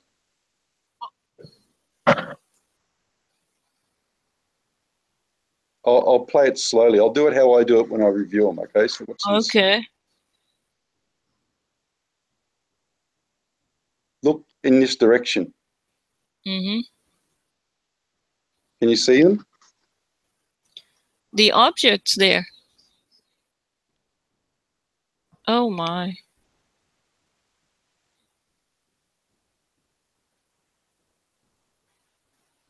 Can everybody see that?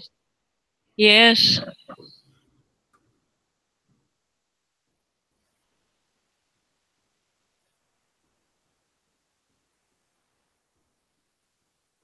Wow. Now, I can account if I can account for this. This is a lens flare. Yes, that's right. But all the other multicolored. Now, a lens flare is going to give you this, and I can probably discount one of these others, 7 planets, object things that are here. Yes. Now I'm going to show you the what it looks like.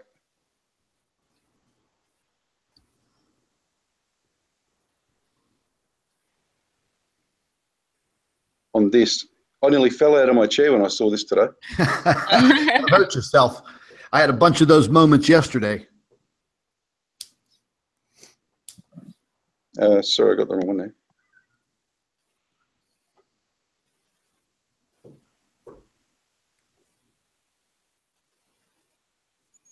Oh, we're starting to actually see the clouds. Oh my goodness, look at that. Dark hole with a cloud around it. I see it all over the place. Look at this. Oh my goodness. Somehow, and I honestly can't figure this out. I'm not sure how that's coming out at your end, if it's blurry or. It is a little blurry. It's slightly. Yeah, it's slightly, but if you go back to the video, if you go back to the original video prep and you increase that that resolution to 720 or 1080, when I watched Neil's video this morning, that's what I did. See the little gear? Click on that, Click on where it says auto at the bottom. Take it up. Oh, that's all he's got. Okay. Yeah, that's all he's got on this. Click on that 480. Yep. And that's it right there. But I can get it in 720 and 1080, which is a little more finer definition. But even at that definition, I could see that clear as a bell looking right on my screen. There's lots of them. I cannot. I actually can't tell you why it's there. You know, like it's 100% there. Yeah, the thing is, the sun's corona is now almost completely saturated with these objects. Well, it's not completely, but there are just so many in the sun's corona and further out. The inner solar system seems to be filled with these objects. The closer we get to the sun, the more we are getting. Well, the number density increases. But obviously, the area around the sun is full of these objects, and this is what we are seeing. This is just evidence of that fact. And the thing is, like I said before, these objects are draining the sun. And eventually, if the number of objects coming in stops, then the sun will reach a point where it will be in equilibrium with these objects. But these objects are not leaving the solar system. They are a part of the solar system now. That is just amazing. It is. It looks a bit blurry, but you can actually see a bigger one here. Yes, that's right. I can see that. So oh my! This is not made up, folks, and it's not put on there by anybody. It's definitely there. Yeah. And the other weird thing is, when I tried to test it, I couldn't, because it's actually in full-blown color already. Okay. I hope everyone understands that. These are in full-blown color. That color that you're seeing there, the yellow, the blue, the sort of greenish bluey, the black at the back. Yeah.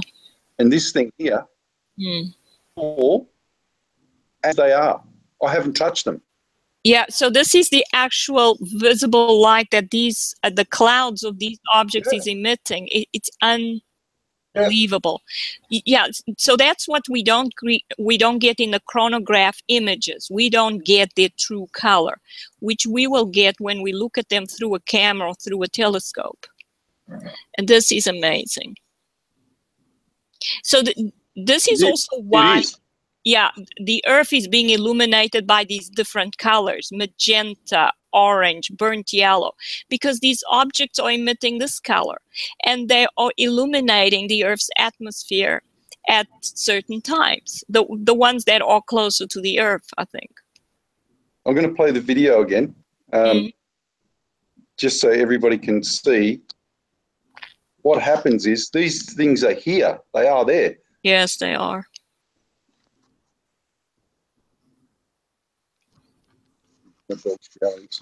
Sorry. They are there. So, but then watch what happens as the sun dissipates.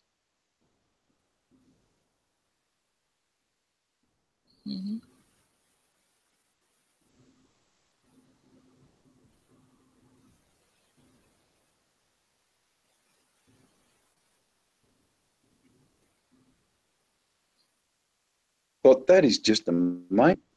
Yeah, it is. It is amazing. But that's not the only thing I want to show you from this video anyway. I'll show you just one other thing and then I'm going to bed. What originally drew my attention to the actual video was at the beginning.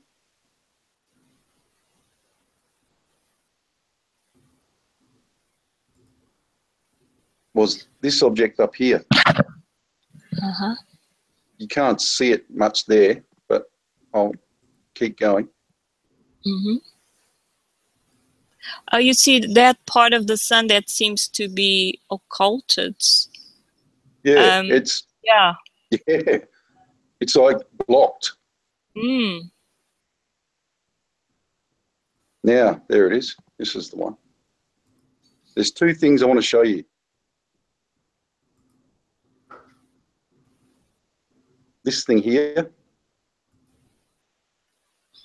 and you know, in actual fact, right through the video, there is planets everywhere, objects everywhere. Yeah, that's right. But I want to show you. I want to show you this particular one. Mm-hmm. Hang on a sec. I think I did some. Excuse me. Did I?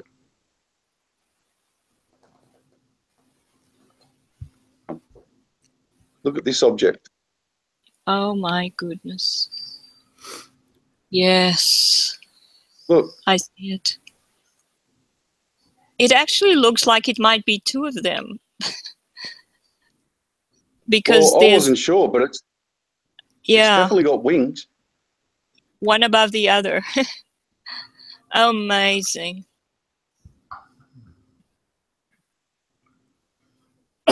Excuse me.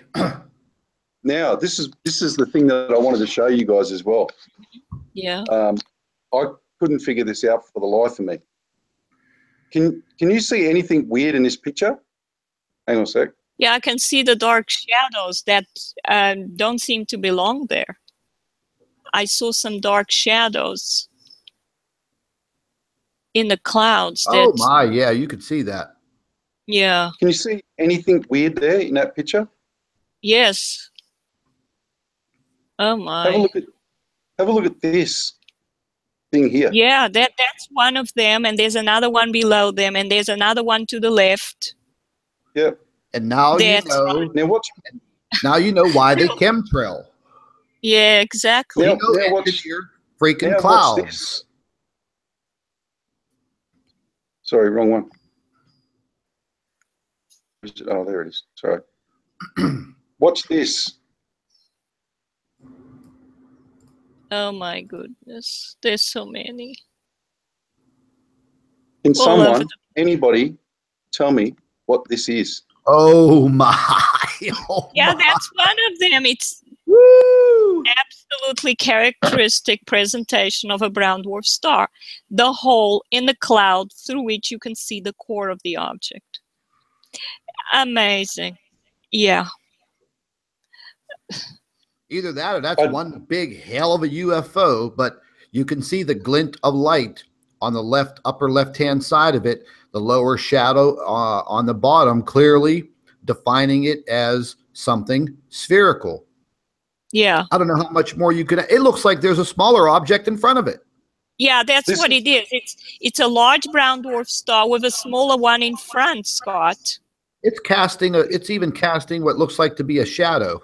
You see, this is how these objects almost stick to each other. They are so close to each other. They are not just attracted to the sun, they are also attracted to each other. It's like having a whole lot of different magnets. It's unbelievable. You know, ladies and gentlemen, you are getting firsthand Planet X research and investigations. I mean, this is what it is. I mean, this is exactly what it is. It's constant observations, digging, using a little bit of technology, but you have to put the time in, and you have to have some resources. Prep does a fantastic job at eyeballing these. That's wow. an impeccable image. That's amazing. Wow. Is there anybody out there that, you know, this image is the one we here in Australia in the leadership group, Nibiru leadership group, we call it the pimple, because we've got image after image after image of this that looks like a pimple. Okay. Yeah. Yeah. And I finally got a real picture of it. Yeah.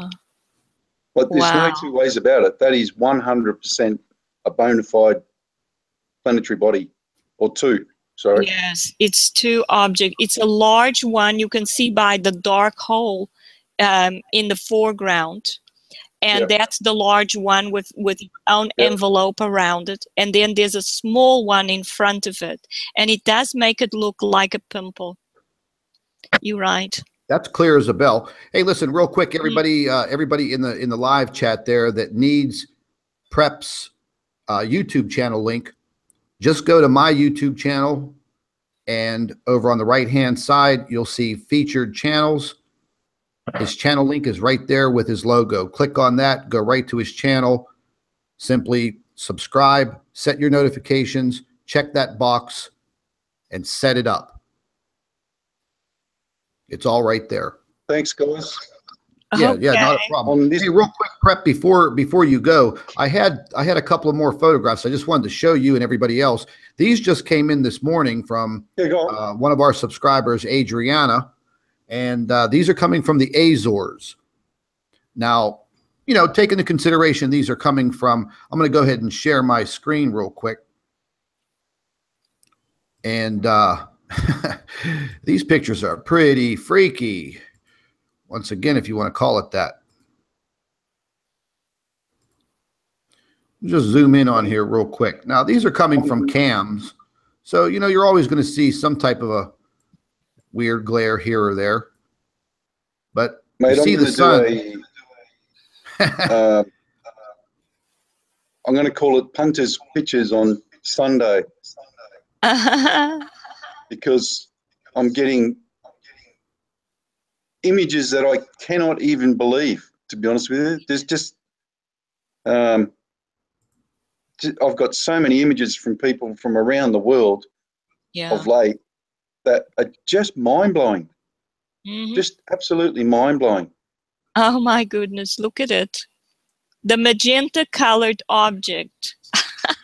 And they say, and when you start to see it from Earth, well, this is coming right from the Azores. Adriana, she sent me in about a dozen photographs of this object. There always will be the ones that will say, okay, that's a lens flare. But as you just looked at the other photograph I showed you, it's, how could you have a lens flare behind the freaking sun or behind the cloud? Exactly. It's not a lens flare, that's for sure. Plus, I mean, look. Can you go back to that image? Just hold that image just there for a second. And there's a brown dwarf star to the right. I can see it. They're all over the place. Hold on 1 second. I just wanted to do one quick thing. The little spot there. Just making sure something here. You know, we all run our own little tests there. I think there may be brown stars in front of the object as well. There is, yeah. There are 2, 3, 4 of them. There's countless of them, actually. 5. I keep seeing 6. Oh my goodness. Oh my God. That's probably a brown dwarf star with more brown dwarf stars attached to it. And this one is it's emitting quite a lot of light, maybe a more rejuvenated one, because I don't see the a dark core there.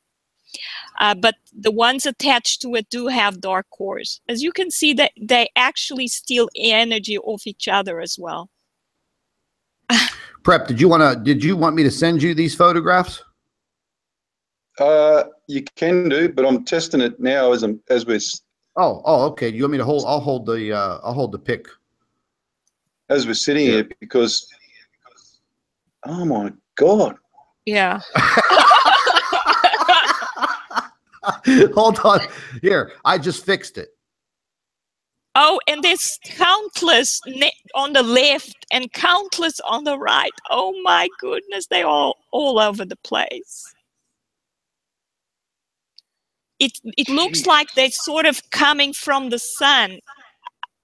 There are so many within these rays that seem to be coming from the sun. Oh my goodness.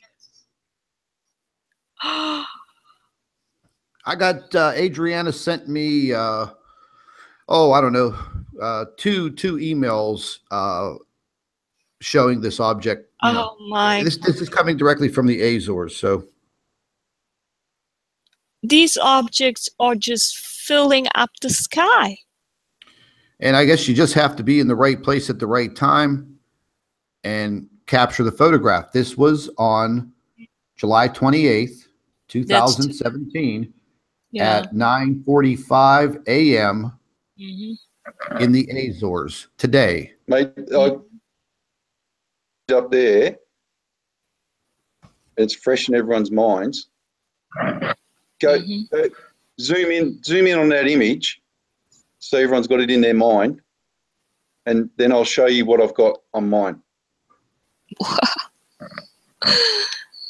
There you go. And this is for the reflection, or the, what do you call it? The lens flare trolls. Yeah. Right. So watch this, Scott. Go ahead. I'm gonna give you the screen here.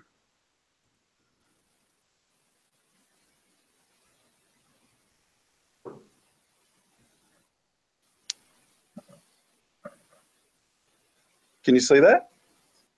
Yeah. Look. Yes. There's 1, 2, 3, 4, 5, 6, 7. Oh my. That's Oh no my lens flare, goodness. guys. No. One image. Hang on, I'll get the other one up. Sure.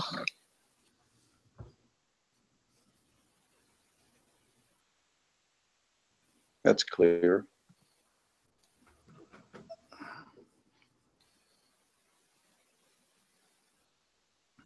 Is that too blurry? Wow. It is a little, but it's obvious. These objects on that object are obvious. You can see the dark core. You can see the light ring around it, which is the envelope around the core. It's obvious. It's obvious what they are. These are all brown dwarf stars sticking to what I would. It's unbelievable.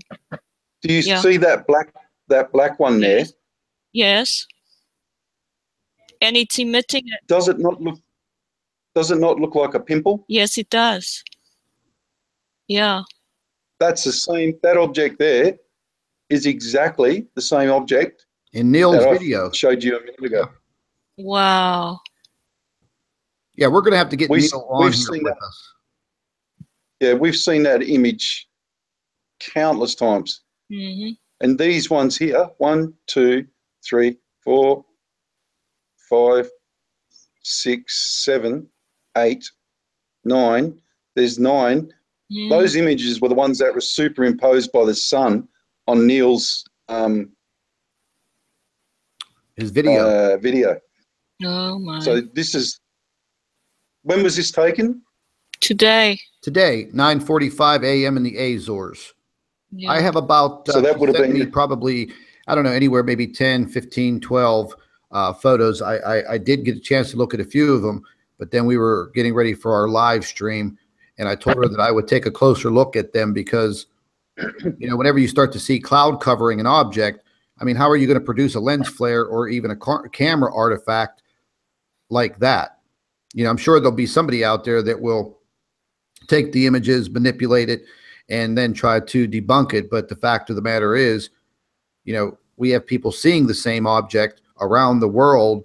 It's being photographed and documented, and we just now documented it right here live in front of your eyes from the video from Neil Oakley over in the UK. And I had an email from Neil. We're going to get together, me, him, Prep, and the doctor, and we're going to talk about some of his videos and grab more information from him. But I mean, you can clearly see that, you know, there's something there. We're putting it through some testing right now. This image was taken roughly, if this was in the Azores, this was taken approximately the same time that Neil was standing in Liverpool in England filming the same thing. Oh my goodness. If you're telling me that this was done yesterday, then that's the 27th. Yeah, so, I think actually this one is from about 4 hours ago. 9:45 a.m. Azores time. Yeah. Yeah, which would be the 27th. Yeah, actually it's 5 hours ago. I think it's 5 hours ago. No. Oh, it's Yeah, it's 4 or So 5 hours ago. I'm not sure. those there are exactly the same planets, objects that were in Neil's video. Exactly the same. Yeah, they are. Unbelievable. Well, Prep, we're gonna have to do some work on this. I'm gonna see if I could download Neil's video in a higher definition. Yep. And if I'm able to download it in a higher definition, I will forward you the higher definition video. I'll email it to you, and then that way you can work on it yourself. I'm going to work on these images and Neil's video amongst this other CME. I mean, we got our homework set out for us right now. That's that's definitely a fact right there. But the pictures are pretty astounding from the Azores, and Neil Oakley's video, most definitely. Time, all being within, pretty close to the same time. That's pretty crazy. Yeah, mate. Neil Oakley and Seven Spalding, and I've got to give her a dues. A woman called Jada Jody. Out of the three of them, they're the ones that are really filming these things every single day, because they go out there every single day. We're just sitting behind computer screens, but they're the people that are really highlighting these things. And now, like this lady from the Azores who sent you this picture, the reason they've seen these videos, and now everybody's actually going out there and seeing these things. Right? Mm-hmm. So it's good credit to them. They're the leaders in all this. Yeah, they're definitely doing some incredible work. And, that's always the best thing, because like I said before, we are all on different corners of this earth. We all have a different perspective. We're all seeing something totally different. And so many people say to me, oh, well, if you're seeing it in New Jersey, how come I'm not seeing it here in Israel? Mm. Well, the earth is round. We're spinning, we're rotating, we're moving through space. I mean, that's the best answer I can give you, Yeah. Just because I see a bird fly through my backyard doesn't mean you're going to see it. Yeah. The earth is pretty big. But these are pretty astounding photographs, so I will, I'll start working on some of this today, Prep. You get some rest.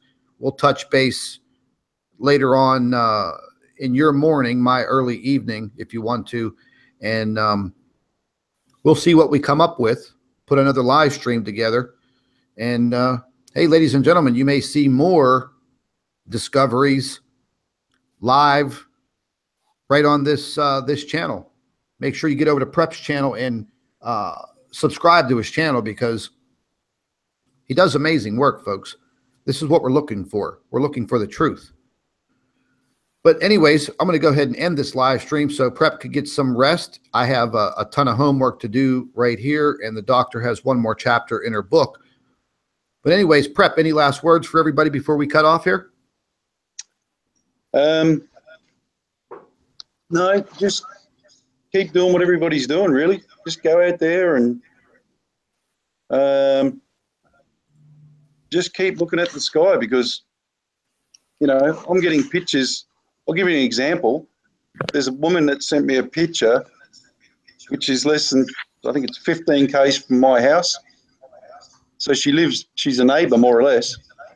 And she took a picture of the sky from outside her house and sent it to me, and there's a planet in it. Wow. Clear as day. So these are becoming more and more prevalent. Like the doctor said, we're just going to get to the point where you can actually stand outside and see them. Mm. Yeah. So, and apart from that, God bless everybody. Keep doing what you're doing. Yes, thanks, Prep. Thanks, Doctor. I'll speak to you soon. All right there, buddy. You okay. You get some rest, and definitely look for an email from me whenever you get up. Okay, mate. God bless, eh? All God right. Take care. bless. Take care.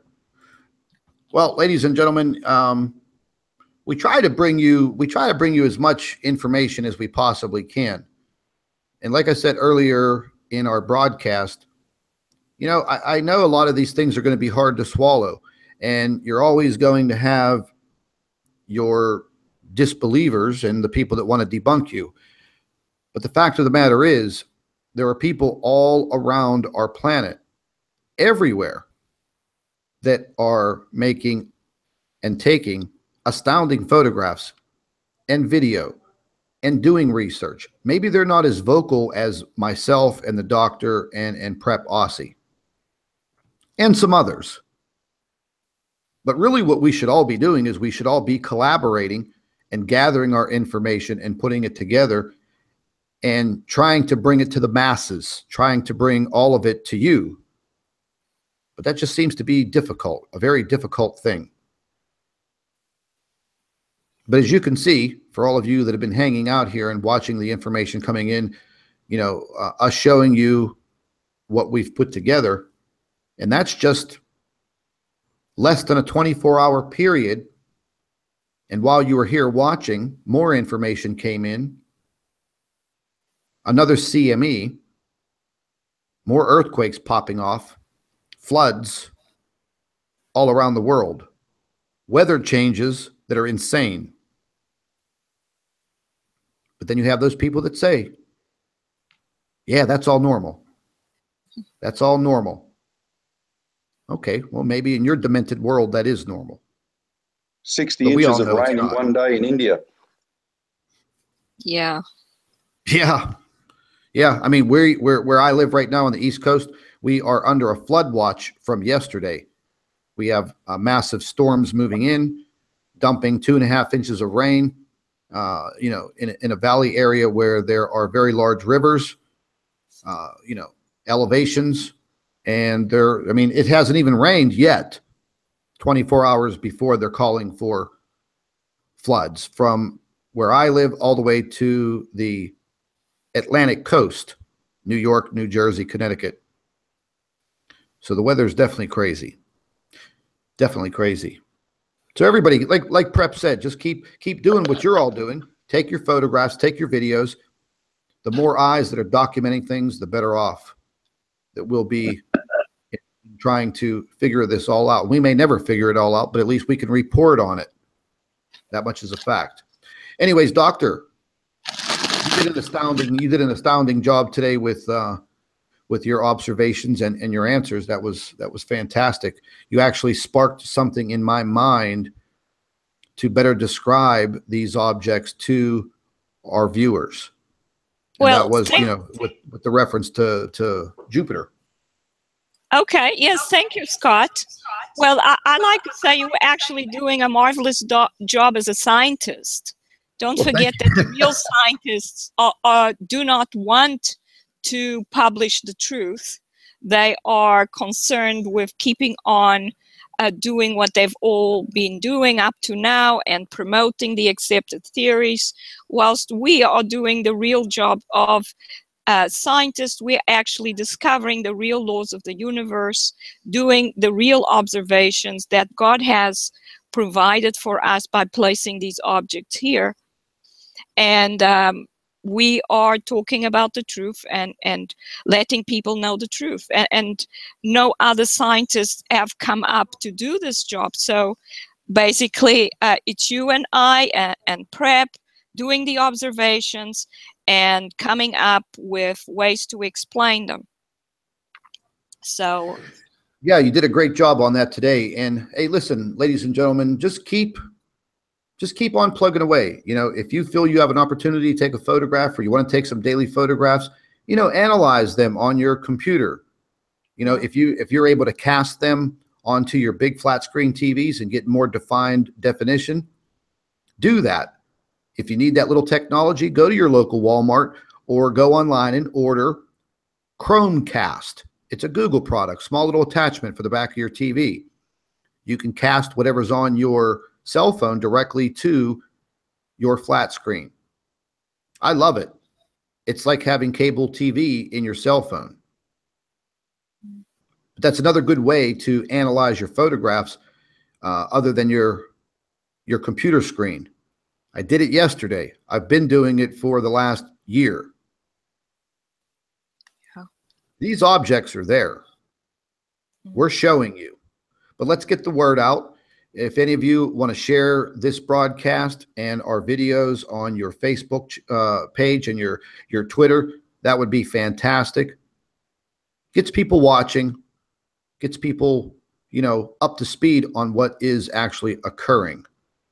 But I'm gonna end this live stream now. I want to get to these photographs that, you know, we just captured today. I saw some stuff on the coronagraph, the C2, that I want to get into. I want to check the stereo. I want to check earthquakes. I got to do my job here today. And the doctor is one chapter away from finishing her book. Then we're going to get all of that edited, proofread, and published.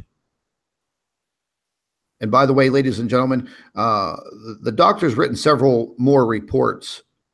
And I'm going to go ahead and put a video out in a little while about those other reports. If any of you want to purchase those reports, you can do so. You can start using them on your own YouTube channel. And it does help. It does help spreading the word, because you have people that may be subscribed to your personal YouTube channel and they're not viewing us. So you have the opportunity to start utilizing your YouTube channel for a good reason. You're watching us, so you're wanting to do research. You can do it. You can start opening people's eyes. That's what we're mainly here for. Open your eyes, report on what we're finding. Bottom line.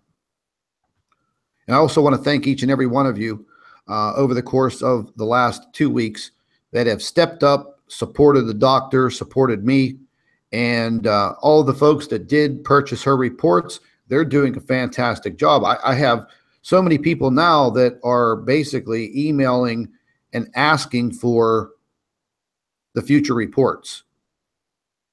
And she's done a bunch of them. Just haven't had the time to get them up to you guys. We're also going to be touching base here very, very soon on this eclipse. The doctor's written a full report on this eclipse. I think it's going to be a big deal. There are some that are saying that this may not actually be an eclipse like what we're thinking. And maybe there's more to it. But we're going to find out. We're definitely going to find out. And the doctor will be doing a report on this eclipse. So stay tuned. Be looking for it. I'm going to go ahead and sign off now, folks. Thank you very much for watching. This is the Rogue Physicist and Scott from the Nibiru channel. Thanking you for watching. Take care, guys.